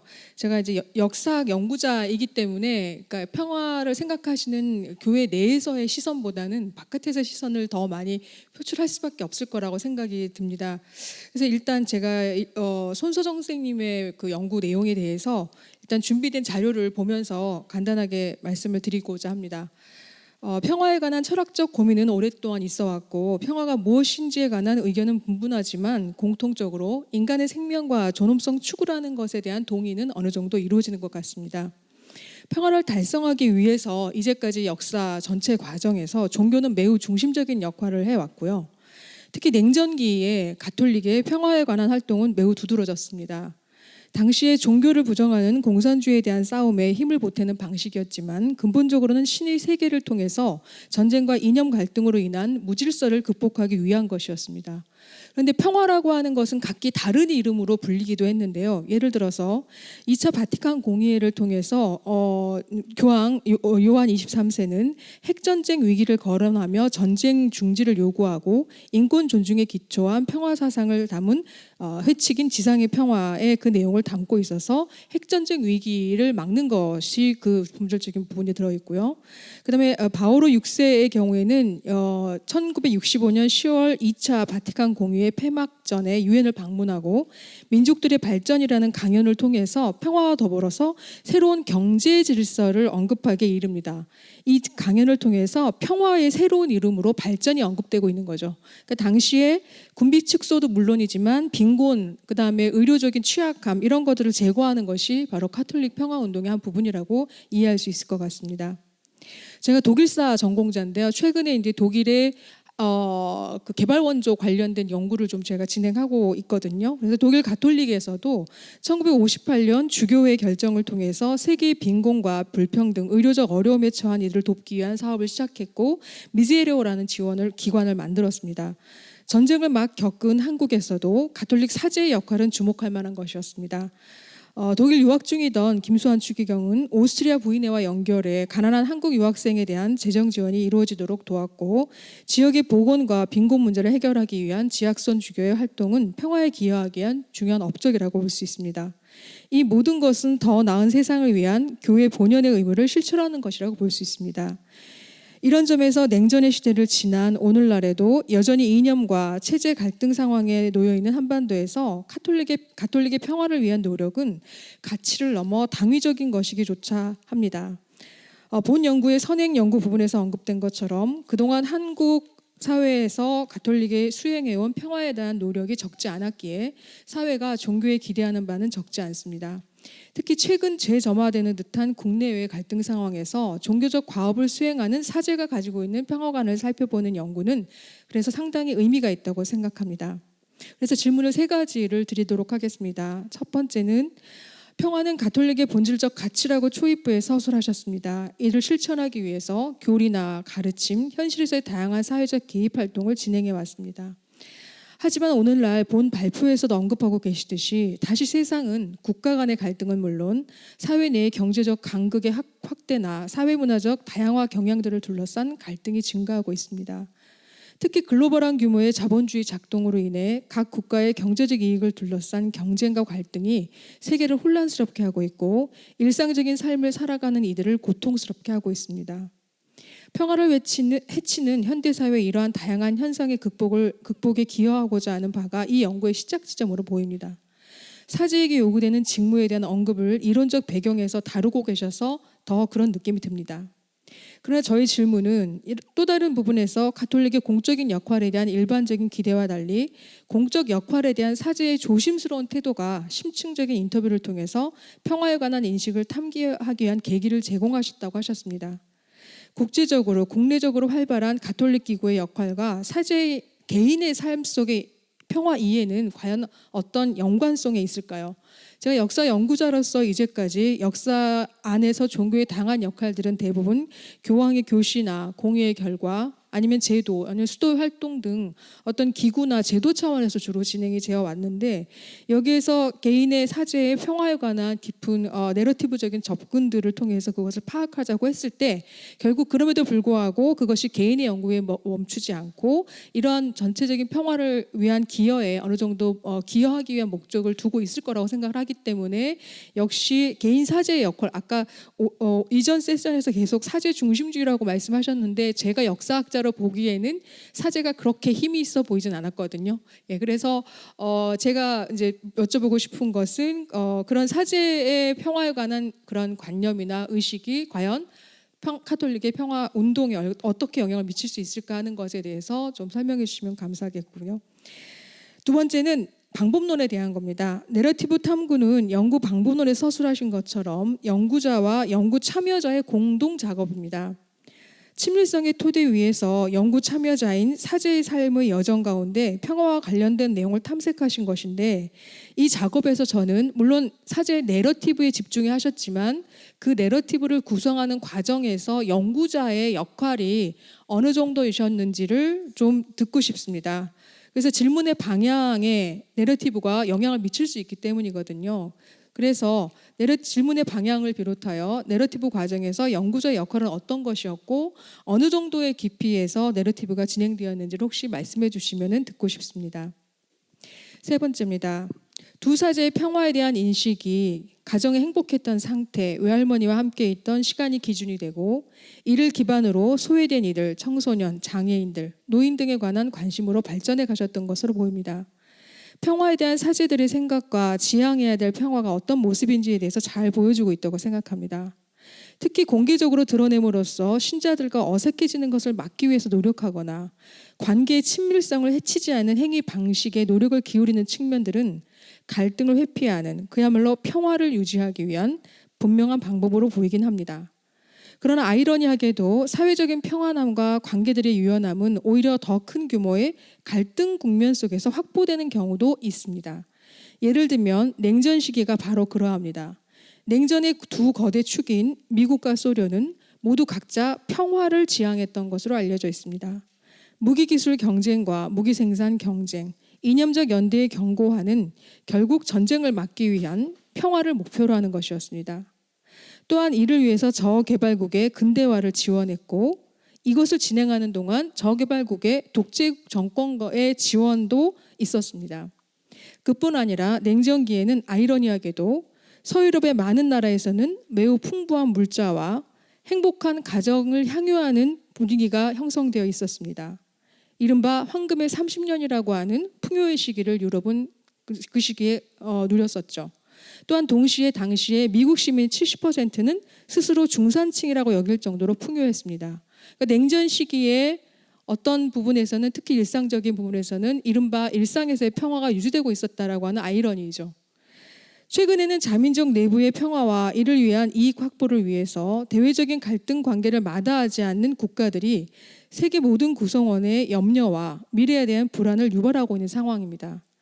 평화의 세속적인 정의인 인간의 생명과 존엄성 추구에서 과연 그 대상이 되는 인간이 어디에 소속되어 있느냐에 따라서 평화를 누릴 수 있느냐 아닌가가 달라지고 있는 것은 아닌가 하는 생각이 듭니다. 내러티브에 담긴 평화의 내용은 이런 상황에서 과연 어떤 이야기를 들려줄 수 있을까요? 이상입니다. 예, 감사합니다. 나혜심 교수님. 제가 잘못 이해했을 수도 있지만 아마 그 정규현 신부님께서 제기하신 문제의식하고 상당히 일맥상통하는 이야기가 아닌가라는 생각이 듭니다. 그 두 사제의 이야기에서 우리한테 들려졌던 그 평화라는 것과 국제 정치에서 국가들 간에 전쟁을 하고 막 싸우고 하는 그런 거를 막고 그런 걸 극복하고 그런 것이 지속 가능하도록 하게 하는 그 평화라고 하는 것하고는 도대체 어떻게 연결되는 건지, 두 사제의 이야기 속에서 우리가 국제 평화를 위해서는 어떤 레슨을 얻을 수 있는 건지라는 것에 대한 그런 질문이 아니셨나라는 이제 생각이 듭니다. 아닐 수도 있으니까 여러분들께서는 또 다른 관점에서 토론을 해주시고 또 그 발표자 선생님들께서도 그렇게 해주시면 대단히 감사하겠습니다. 예, 마지막 토론자입니다. 카이스트의 김태균 교수님 부탁드립니다. 네, 안녕하세요. 저는 카이스트 디지털 인문사회과학부에서 조교수로 근무하고 있는 김태균이라고 합니다. 일단 저는 주로 정치적 양극화, 정치 폭력 이런 주제를 이제 양적인 방법론을 가지고 연구를 하고 있고요. 그래서 그 오늘 두 가지 연구에 대해서 제가 이제 토론을 맡았는데 이제 그 중에서 이제 손서정 선생님과 이제 공저자께서 이제 써주신 논문은 이제 또 제 분야랑은 조금 다르기도 하고 방법론적으로 좀 접근법이 다르기 때문에 좀 그런 점을 좀 고려해서 들어주셨으면 감사하겠습니다. 일단은 먼저 조용신 박사님의 논문에 대해서 제 생각을 먼저 공유 드릴 수 있도록 하겠습니다. 전체적으로 이 연구가 제가 생각하기에 왜 중요한 연구인지 그리고 북한이나 통일에 대한 저희들의 인식에 대해서 어떠한 기여를 할 수 있는지 그리고 또 방법론적으로 좀 몇 가지 더 제안을 좀 드릴 수 있을지 이런 내용들을 이제 먼저 이야기를 드리겠습니다. 그래서 먼저 이제 논문에 대해서 간단히 이제 좀 요약을 드리자면은 이제 남북 통일 인식이 어떻게 변화하고 있는지, 특히 젊은 세대 사이에서 통일 필요성이 이제 악화되는 상황을 반이민 정서라는 이제 이론적인 개념적인 분석 틀로 해석을 해주셨고, 저는 이런 시도가 굉장히 시의적절하고 새롭다라고 느꼈습니다. 이제 요즘 한국 사회를 보면은 북한을 이제 더 이상 같은 민족이라고 생각을 하기보다는 외국인처럼 또는 이제 잠재적인 이민자로 생각을 하면서 이제 타자화 또는 아더링이라고 하는 그런 분위기가 굉장히 강해지고 있는 것으로 보입니다. 이제 단순한 태도 변화 이상으로 이렇게 전통적인 이제 분단 체제 속에서 만들어져 있던 민족주의적인 통합 담론 자체가 약해지고 있는 것들이 이제 발견되고 있는 것 같고요. 그래서 이 연구가 던지고 있는 이제 핵심적인 문제 제기, 이제 통일 인식이 민족의 재결합에서 이질적인 사회의 통합, 즉 일종의 이민 문제로 전환되고 있다라는 이 진단 자체가 굉장히 저는 시의적절하다. 그리고 앞으로 이런 개념에 맞춰서 교회 아니든 바뀌든 이 통일 문제, 그다음에 청년들 특히 청년들의 그 통일 인식에 대해서 생각을 해봐야 된다라는 생각이 들었고요. 또 방법론적으로 봤을 때도 굉장히 연구가 탄탄하다라고 생각이 들었습니다. 그 통일 문제를 이 이민의 문제로 바라보기 위해서 주로 이제 제가 이해하기로는 유럽이나 미국에서 이민에 대한 태도를 이해하기 위해서 만들어진 이제 방법론 틀을 가져와서 거기에 있는 개념들을 측정을 하기 위해서 수치화하기 위해서 우리나라에서 이제 실시된 설문조사에 있는 문항을 가져오고 그 문항들이 이민을 설명하는 문항들이 얼마나 통일에 대한 태도를 잘 설명하는지를 바라봄으로써 이 전반적인 이 담론의 변화, 인식의 변화를 잘 포착하고 있다라는 생각이 들었습니다.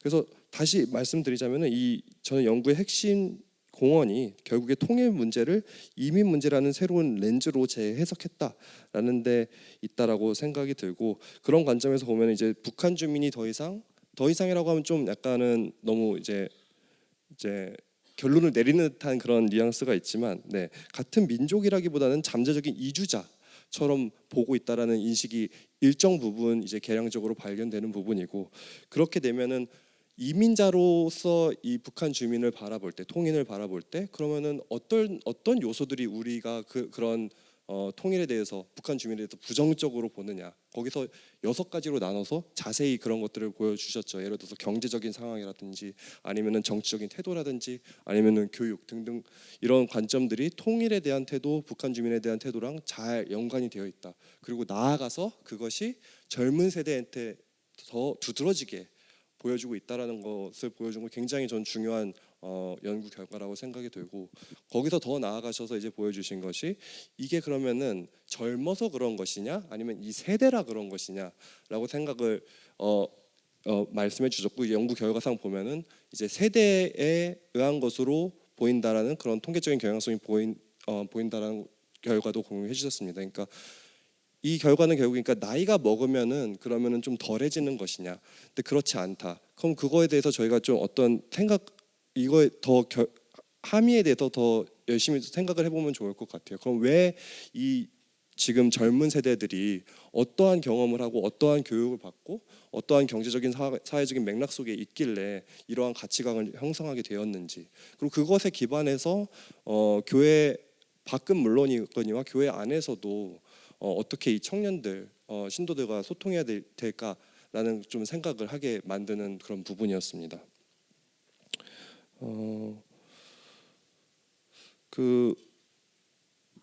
연구를 이제 저는 이제 더 진행을 해주셨으면 좋겠어서 굉장히 유의미하고 재미있는 연구라고 생각을 하기 때문에 그 반이민 몇 가지 그런 측면에서 이제 제언을 드리자면은 이제 반이민 정서를 이론 틀로 이제 가지고 오셨는데 주로 제가 이야기로는 이런 이론 틀들 거기에 나오는 주요한 그런 핵심적인 개념들 변수들이 주로 유럽이나 서구의 그런 경험에서 기인한 것들이라고 보여지거든요. 그러면은 우리나라 상황에서의 반이민 또는 넓게 봐서 동아시아의 맥락에서의 반이민을 설명하는 개념 틀을 좀 추가하거나 같이 고려해서 유사한 분석을 시도해 보면은 또 어떤 결과를 저희가 찾아낼 수 있고 또 어떤 함의점이 있을지 생각을 해봤으면 좋겠다라는 생각이 들었습니다. 다음으로 이제 손소정 선생님 연구팀의 논문에 대해서는 굉장히 재미있게 읽었고요. 제가 이해하기로는 이제 두 명의 가톨릭 사제가 이 총체적인 삶의 경험 속에서 이제 그 신학생 그다음에 사제가 되어서 이제 사목을 하고 그다음에 교회 안팎에서 느끼는 이제 삶의 경험 속에서 어떻게 평화를 이해하고 실천하고 있는가라는 주제를 내러티브 탐구라는 이제 방법론을 활용해서 아주 풍부하게 분석을 해주셨다고 이해를 했고요. 저처럼 이제 개량적인 데이터를 다루는 연구자가 느끼기에는 어떻게 이제 실제의 삶에서 평화라는 의미를 형성하게 되는지의 과정을 굉장히 생생하게 볼 수 있다는 점에서 굉장히 인상적이었습니다.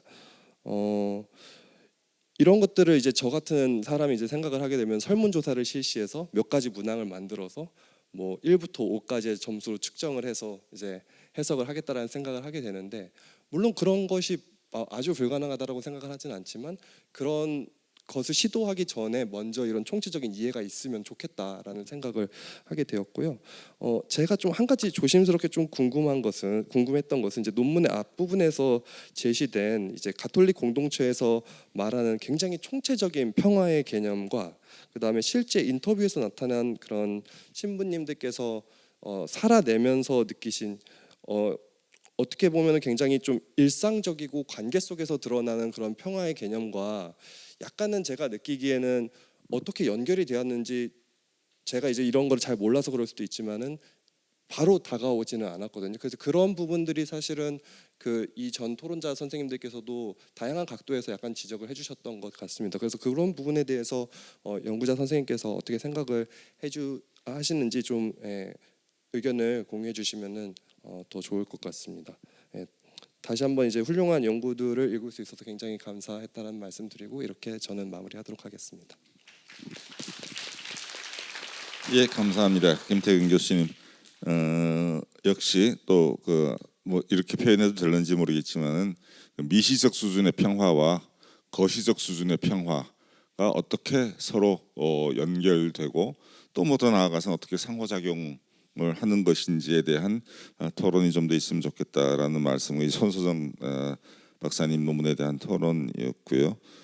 그리고 조영신 선생님에 대한 토론은 일단 그 북한 주민 문제 또는 통일 문제를 이민 문제의 프리즘으로 보고 있는 현 세대, 젊은 세대를 이제 앞으로 어찌할 것인가 라는 것에 대한 그런 이야기를 좀 해주신 걸로 생각이 됩니다. 제가 추가적으로 조금 질문을 드리자면, 아니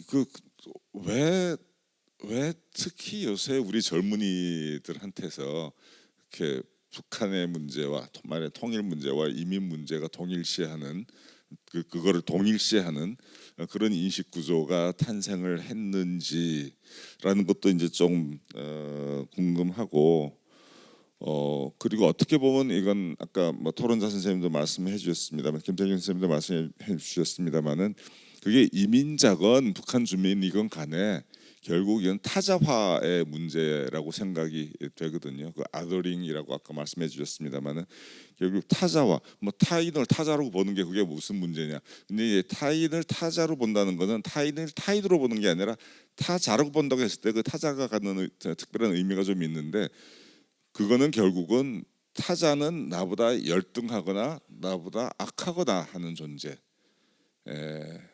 이렇게 이제 말하자면 분류화를 해버리는 거거든요. 그렇기 때문에 내가 교화를 하든지 또는 타도를 하든지 또는 나하고는 분리돼야 하는지 뭐 그런 존재로 이제 취급을 한다는 게 이제 문제인 거죠.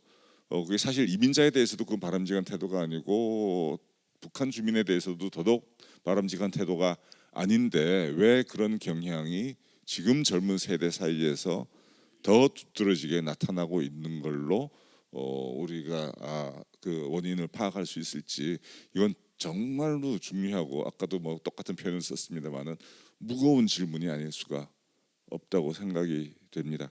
그런 것들 포함해서 혹시 그 우리 지금 시간이 아직 한 30분 정도 남았으니까 이런 문제들에 대해서 그 발표자 선생님들이 이제 대답을 조금 이따가 또 해주실 텐데 그 전에 우리 지금 끝까지 자리를 지켜주고 계시는 방청석에 계시는 여러분들께서 질문 또는 코멘트가 있으면 핵심만 간추려서 2, 3분 안에 한 분당 말씀을 해주시면 대단히 감사하겠습니다. 말씀 주실 분 계신지요? 예, 저 뒤에 한 분 계시고요. 그 다음에 요 앞에 한 분 계시고 저기 선생님 계십니다. 그렇게 1번, 2번, 3번 먼저 그렇게 말씀 듣도록 하겠습니다.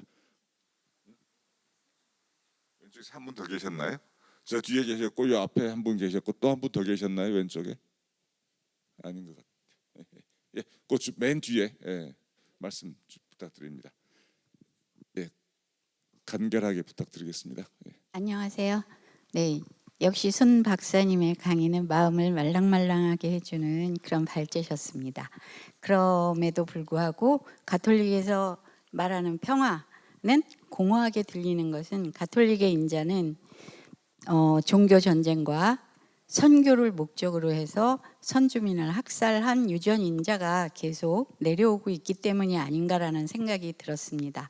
그리고 두 번째, 그 북한에 대한 통일에 대한 정서가 젊은이들에게는 많이 낮아지고 또 사회적으로 전반적으로 낮아지고 한다고 하셨는데 그것보다는 요즘에 통일이라고 생각하는 사람들의 인식은 어떻게 되어 있냐면 서로 간의 정치 체제는 인정을 하면서 동반자의 관계로 가서 종전이 선언되는 쪽으로 인식이 많이 바뀌고 있습니다. 그러므로 그 통일에 대한 정서가 나빠지고 있어서 걱정할 일은 아닌 것 같아요. 그러니까 제대로 된 정보가 전달이 되고 제대로 된 그 뭐라고 할까? 이해도를 넓혀줄 수 있다면 흡수 통일이 아닌 체제를 인정하면서 함께 갈 수 있는 그런 좋은 상황이 이루어질 거라고 생각을 하고요. 그 분석하신 거에 질문 내용이 어떤 거였는지 궁금해요. 그래서 그 통일에 대한 정서가 낮아졌는지 그거를 제가 궁금합니다. 이상입니다. 예, 감사합니다. 예,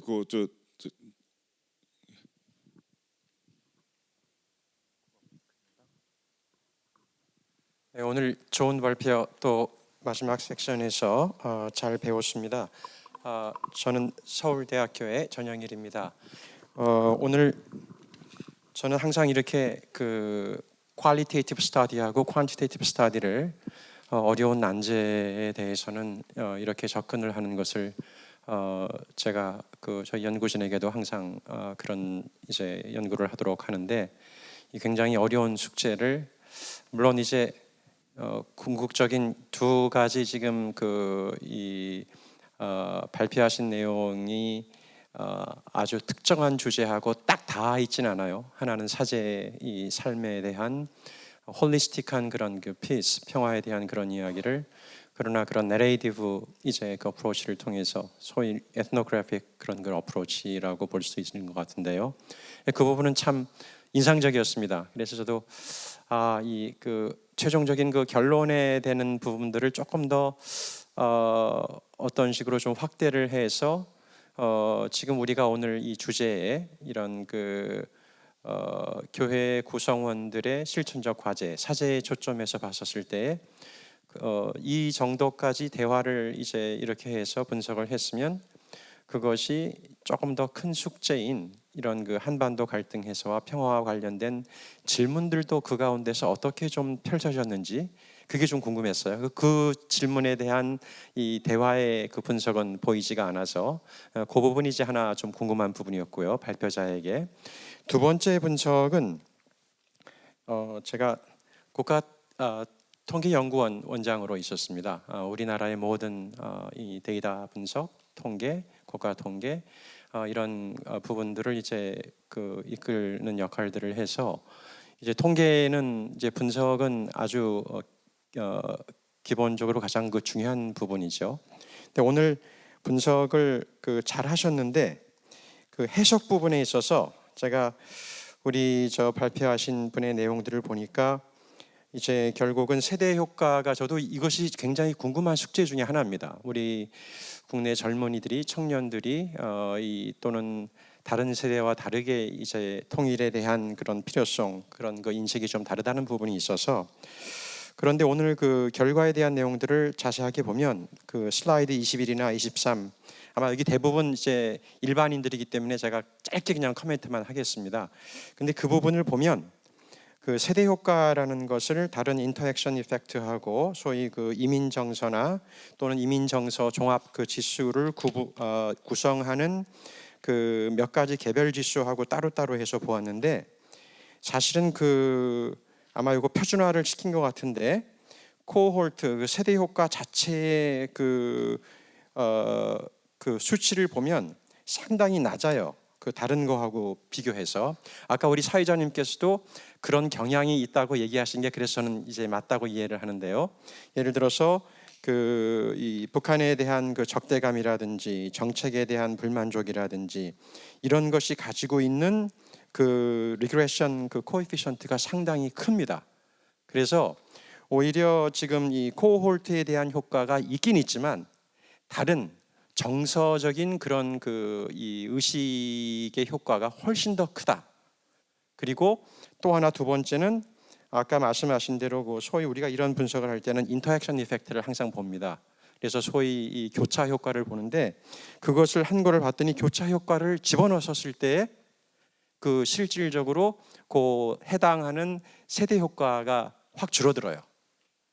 이 얘기는 결국 아까 이제 끝부분에 나와 있는 대로 소위 그 인적 자본, 경쟁적 경쟁 가설, 정치적 성향 가설의 그 효과가 상대적으로 인터랙션을 해보니까 더 커졌다는 것을 거기서 밝힌 거거든요.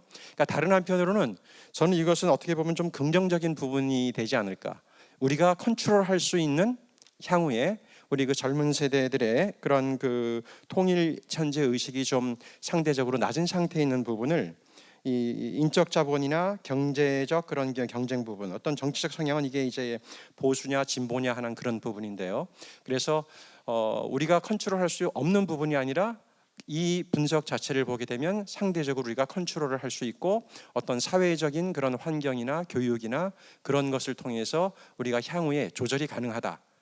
그래서 그 해석 부분에 이런 부분이 조금 더 데이터를 좀 보시고서 그 부분을 나중에 좀 보완하신다면 훨씬 더 최종적인 결론을 조금 더 종합적으로 좀 볼 수 있지 않을까.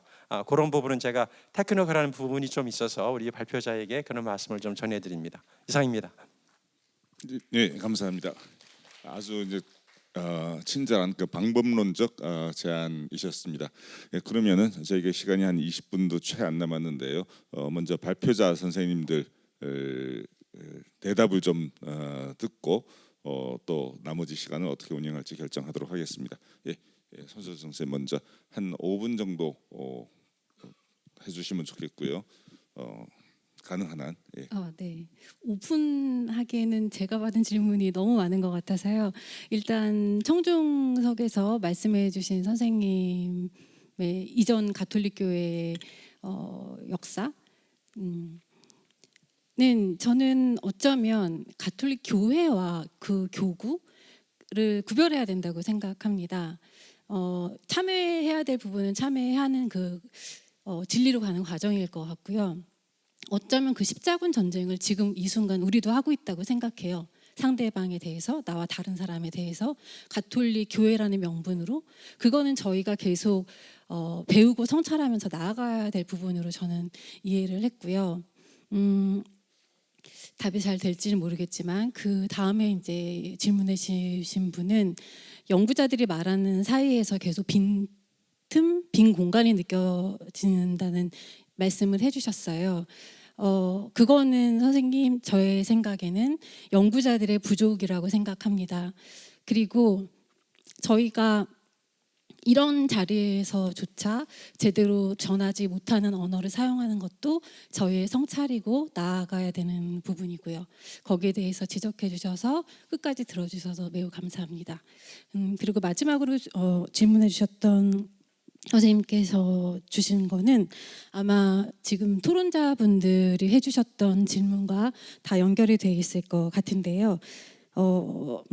먼저 이제 김태균 선생님께서 명확하게 이제 지적을 해주셨어요.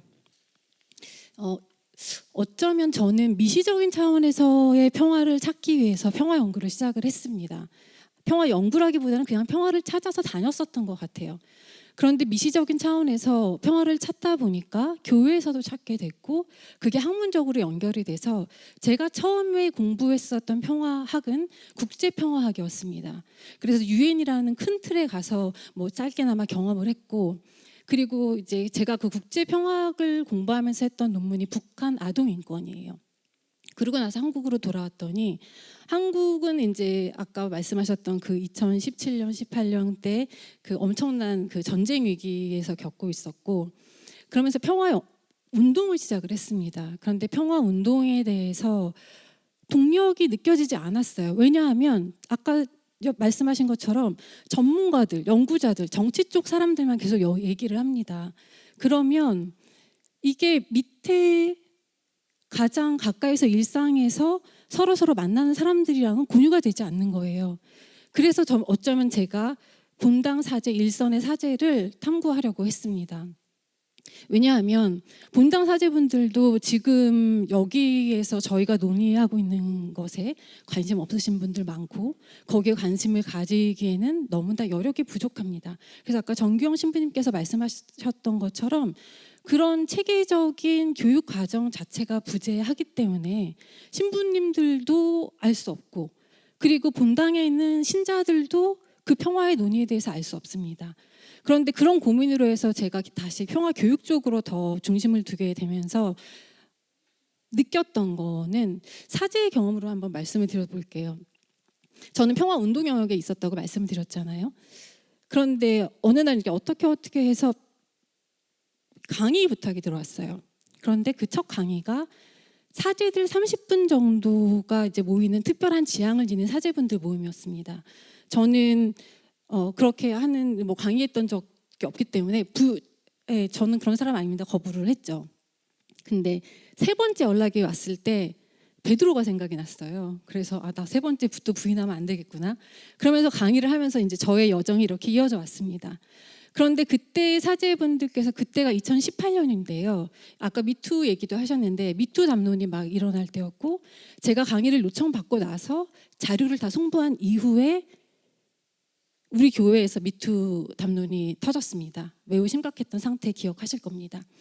제가 매우 우려했었던 게 이것을 그대로 다 얘기를 해도 될까? 왜냐하면 저는 민감한 상황을 건드려야 되지만 너무나 큰 상처가 될 건 어쩌면 피해야 된다고 생각을 했거든요. 근데 고민을 하다가 가서 강의를 했습니다. 제가 그때 구성했던 자료에는 보스턴 교구에서 있었던 100건이 넘는 성추행 사건이었고요. 그런데 그 사제분들은 매우 특별한 지향을 가지고 가난하게 살고 정의와 평화를 위해서 일하고 싶어 하시는 분들이었어요. 여러 교구에서 모이신 분들이고.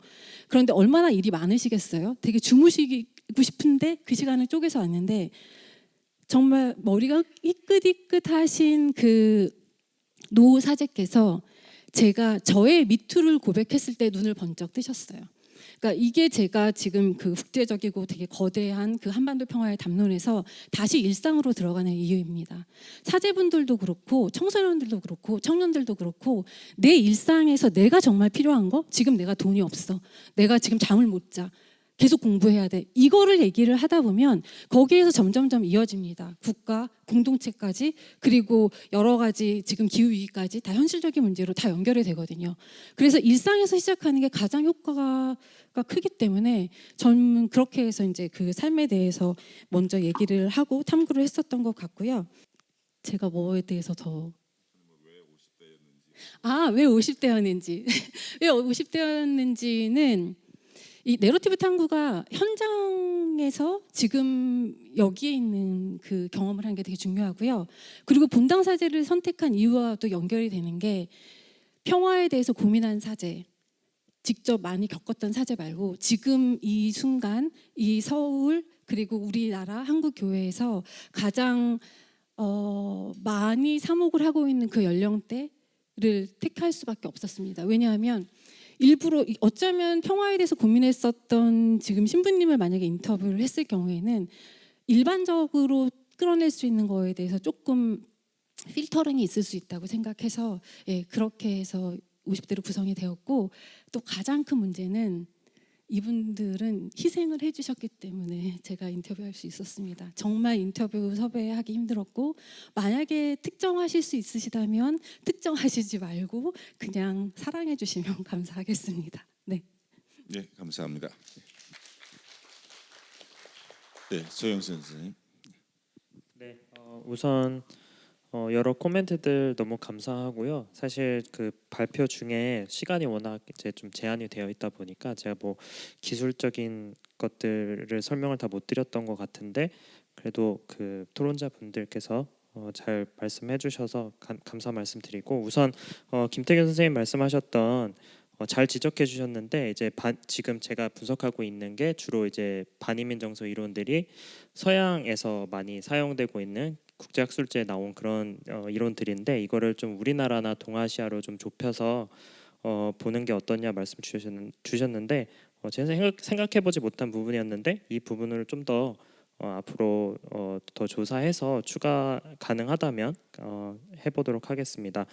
그리고 이제 다른 큰 질문 하나가 그 사회자 교수님께서도 그렇고 김태균 교수님도 그렇고 이제 세대 차이 원인이 무엇이냐 이런 말씀을 주셨는데, 사실 제가 사회학자가 아니기 때문에 그거를 되게 충실하게 답변을 못 드릴 것 같습니다. 다만 제가 연구를 하면서 이제 좀 생각하고 고민해본 결과, 결국은 첫 번째는 분당 기간이 너무 길었다. 지금 이제 70년이 넘었기 때문에 지금 여기서 연구에서 말하고 있는 젊은 세대라는 게 결국은 20대, 30대, 40대이거든요. 그분들은 전쟁도 경험해보지 못하셨고 북한 사람들과의 접촉은 더더욱 해보지 못한 그런 세대이기 때문에 그런 데서 좀 세대 간의 그 동일 민족 의식의 차이가 나지 않았나 싶고요. 그 외에도 뭐 그 우리나라가 그 굉장히 빠른 압축 성장을 했죠. 이제 그 가운데서 경쟁이 심화됐다거나 아니면 교육제도 같은 것들이 많이 변했다거나 혹은 취업 경쟁 같은 것들이 심화됐다거나 이런 여러 사회 경제적 요인들이 있었기 때문에 우리가 압축적인 성장을 빨리빨리 해온 만큼 그 세대 간극 차이는 좀 더 벌어졌을 가능성도 있다, 이렇게 저는 생각을 하고 있습니다. 그리고 아까 뒤에서 이제 청중께서 말씀해주신 부분, 그러니까 요즘 세대들은 서로 그냥 정치 체제에 대해서 받아들이고 종전 선언을 하고, 그리고 이제 흡수 통일이 아닌 뭔가 통합의 관점을 둔 사회 간의 통합의 관점을 둔 그런 통일을 지향하고 있다, 이렇게 말씀을 주셨는데 저도 거기에 동의를 합니다. 그래서 이번 결과에서도 이제 이번 결과가 말해주는 것은 결국은 그 통일을 할 때 옛날에는 우리가 민족이니까 그냥 어떻게든 되도록 빨리 통일을 해야 된다 이렇게 생각했다면 요즘의 젊은 세대들은 그게 아니라 우리가 좀 더 따져서 사회적인 것도 따져보고 경제적인 것도 따져보고 정치도 어떻게 해야 될지 사전에 미리 좀 조율을 거쳐서 그렇게 좀 엄밀하게 따져서 윈윈이 될 수 있는 통일을 하자, 이렇게도 해석이 가능할 것 같습니다. 그래서 지금 말씀해주신 그런 부분도 충분히 이제 가능한 시나리오인 것 같고요. 그런 면에서 보기에 아까 그 저기 교수님께서 말씀하셨던 이번 결과가 부정적인 게 아니라 오히려 긍정적일 수 있다. 이 부분과도 맞아떨어지는 부분인데요.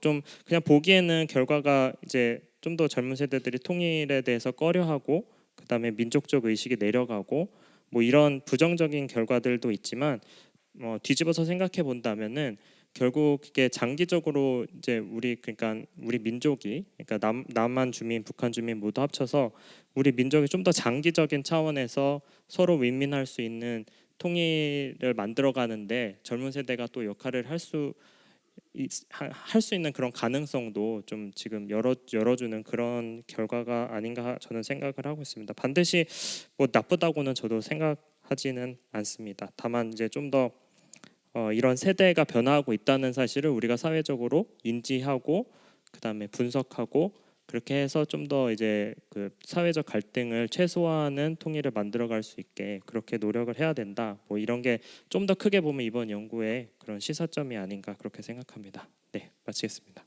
예, 감사합니다. 그럼 지금 시간이 거의 다 돼서 제가 그래도 사회자이기 때문에 마지막에 몇 말씀 드리고 이 세션을 마치도록 하겠습니다.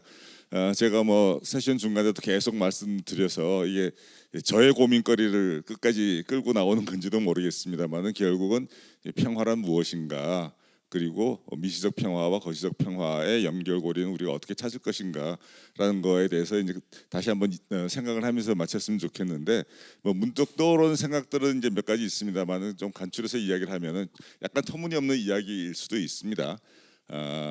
제가 정치학을 공부하는 사람이다 보니까 평소에 뭐 평화에 관한 이야기를 많이 하기도 하는데 오늘 발표 내용에서도 그런 이야기가 있었습니다. 힘에 의한 평화라는 게 있죠. 힘에 의한 평화.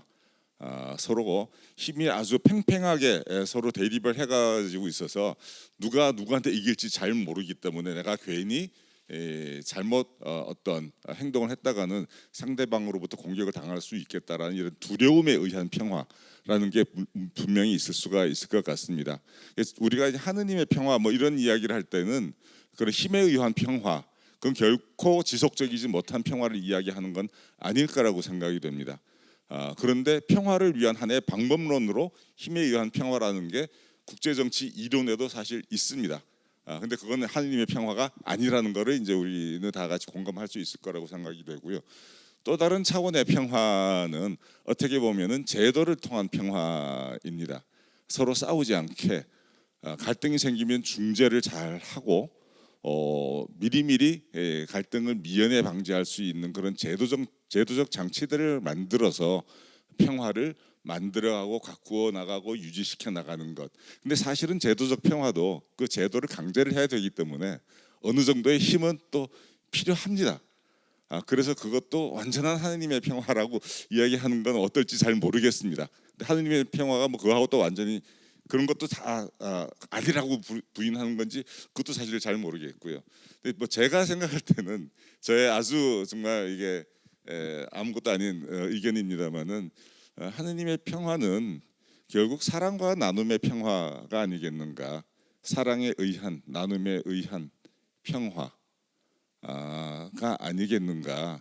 힘에 의한 평화는 절대로 아니고 사랑과 나눔을 우리가 실천했을 때 그런 마음을 가지고 그걸 실천했을 때 그 미시적 차원에서도 그렇고 그 거시적 차원으로 끌어올리기 위해서는 제가 생각할 땐 제도화가 좀 필요한 것 같긴 합니다. 어쨌든 제도화를 하는 데 있어서 그 제도를 설계하고 그 제도적 장치를 가동시키는 데 있어서도 그런 사랑과 나눔의 미시적 평화의 마음이 없다면 그건 굉장히 가식적인 평화밖에 안 될 거라는 생각이 들어서 제가 막 감히 결론으로 말씀드리자면은 힘에 의한 평화가 있고 제도에 의한 평화가 있고 사랑에 의한 평화가 있는데 우리가 그 사랑에 의한 평화, 제도에 의한 평화를 좀 더 깊이 고민하면 어떻겠느냐라는 말씀으로 이 세션을 마무리 짓도록 하겠습니다. 감사합니다.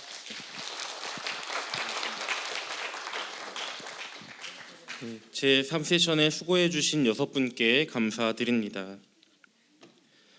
오늘 포럼을 통해 우리는 평화의 장인으로 거듭나기 위한 가톨릭 공동체의 역할과 과제에 대해 함께 생각하고 고민해 보았습니다.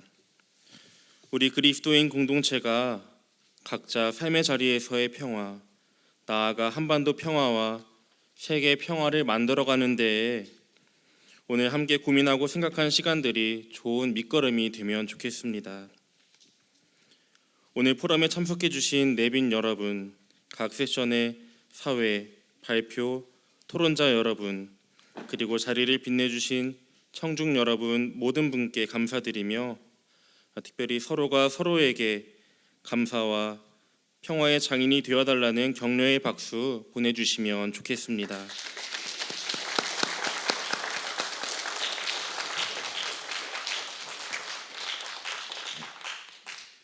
연구소에서는 교회적 관점에서 한반도 평화 문제를 다루는 연구에 더 매진하려고 합니다. 내년에도 저희 연구소와 연구위원, 청년 연구자들의 연구와 활동에 많은 관심과 성원을 부탁드립니다.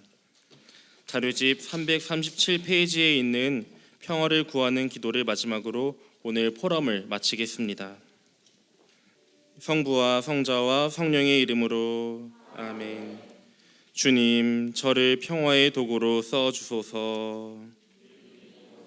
사랑을, 다툼이 있는 곳에 용서를, 분열이 있는 곳에 일치를, 의혹이 있는 곳에 신앙을, 그릇됨이 있는 곳에 진리를, 절망이 있는 곳에 희망을, 어둠의 빛을, 슬픔이 있는 곳에 기쁨을 가져오는 자 되게 하소서. 위로받기보다는 위로하고 이해받기보다는 이해하며 사랑받기보다는 사랑하게 하여 주소서. 저희는 줌으로써 받고 용서함으로써 용서받으며 자기를 버리고 죽음으로써 영생을 얻기 때문입니다. 아멘. 성부와 성자와 성령의 이름으로. 네, 오늘 함께해 주신 모든 분들께 다시 한번 감사드리며 이로써 오늘 포럼을 마치겠습니다. 안녕히 돌아가십시오.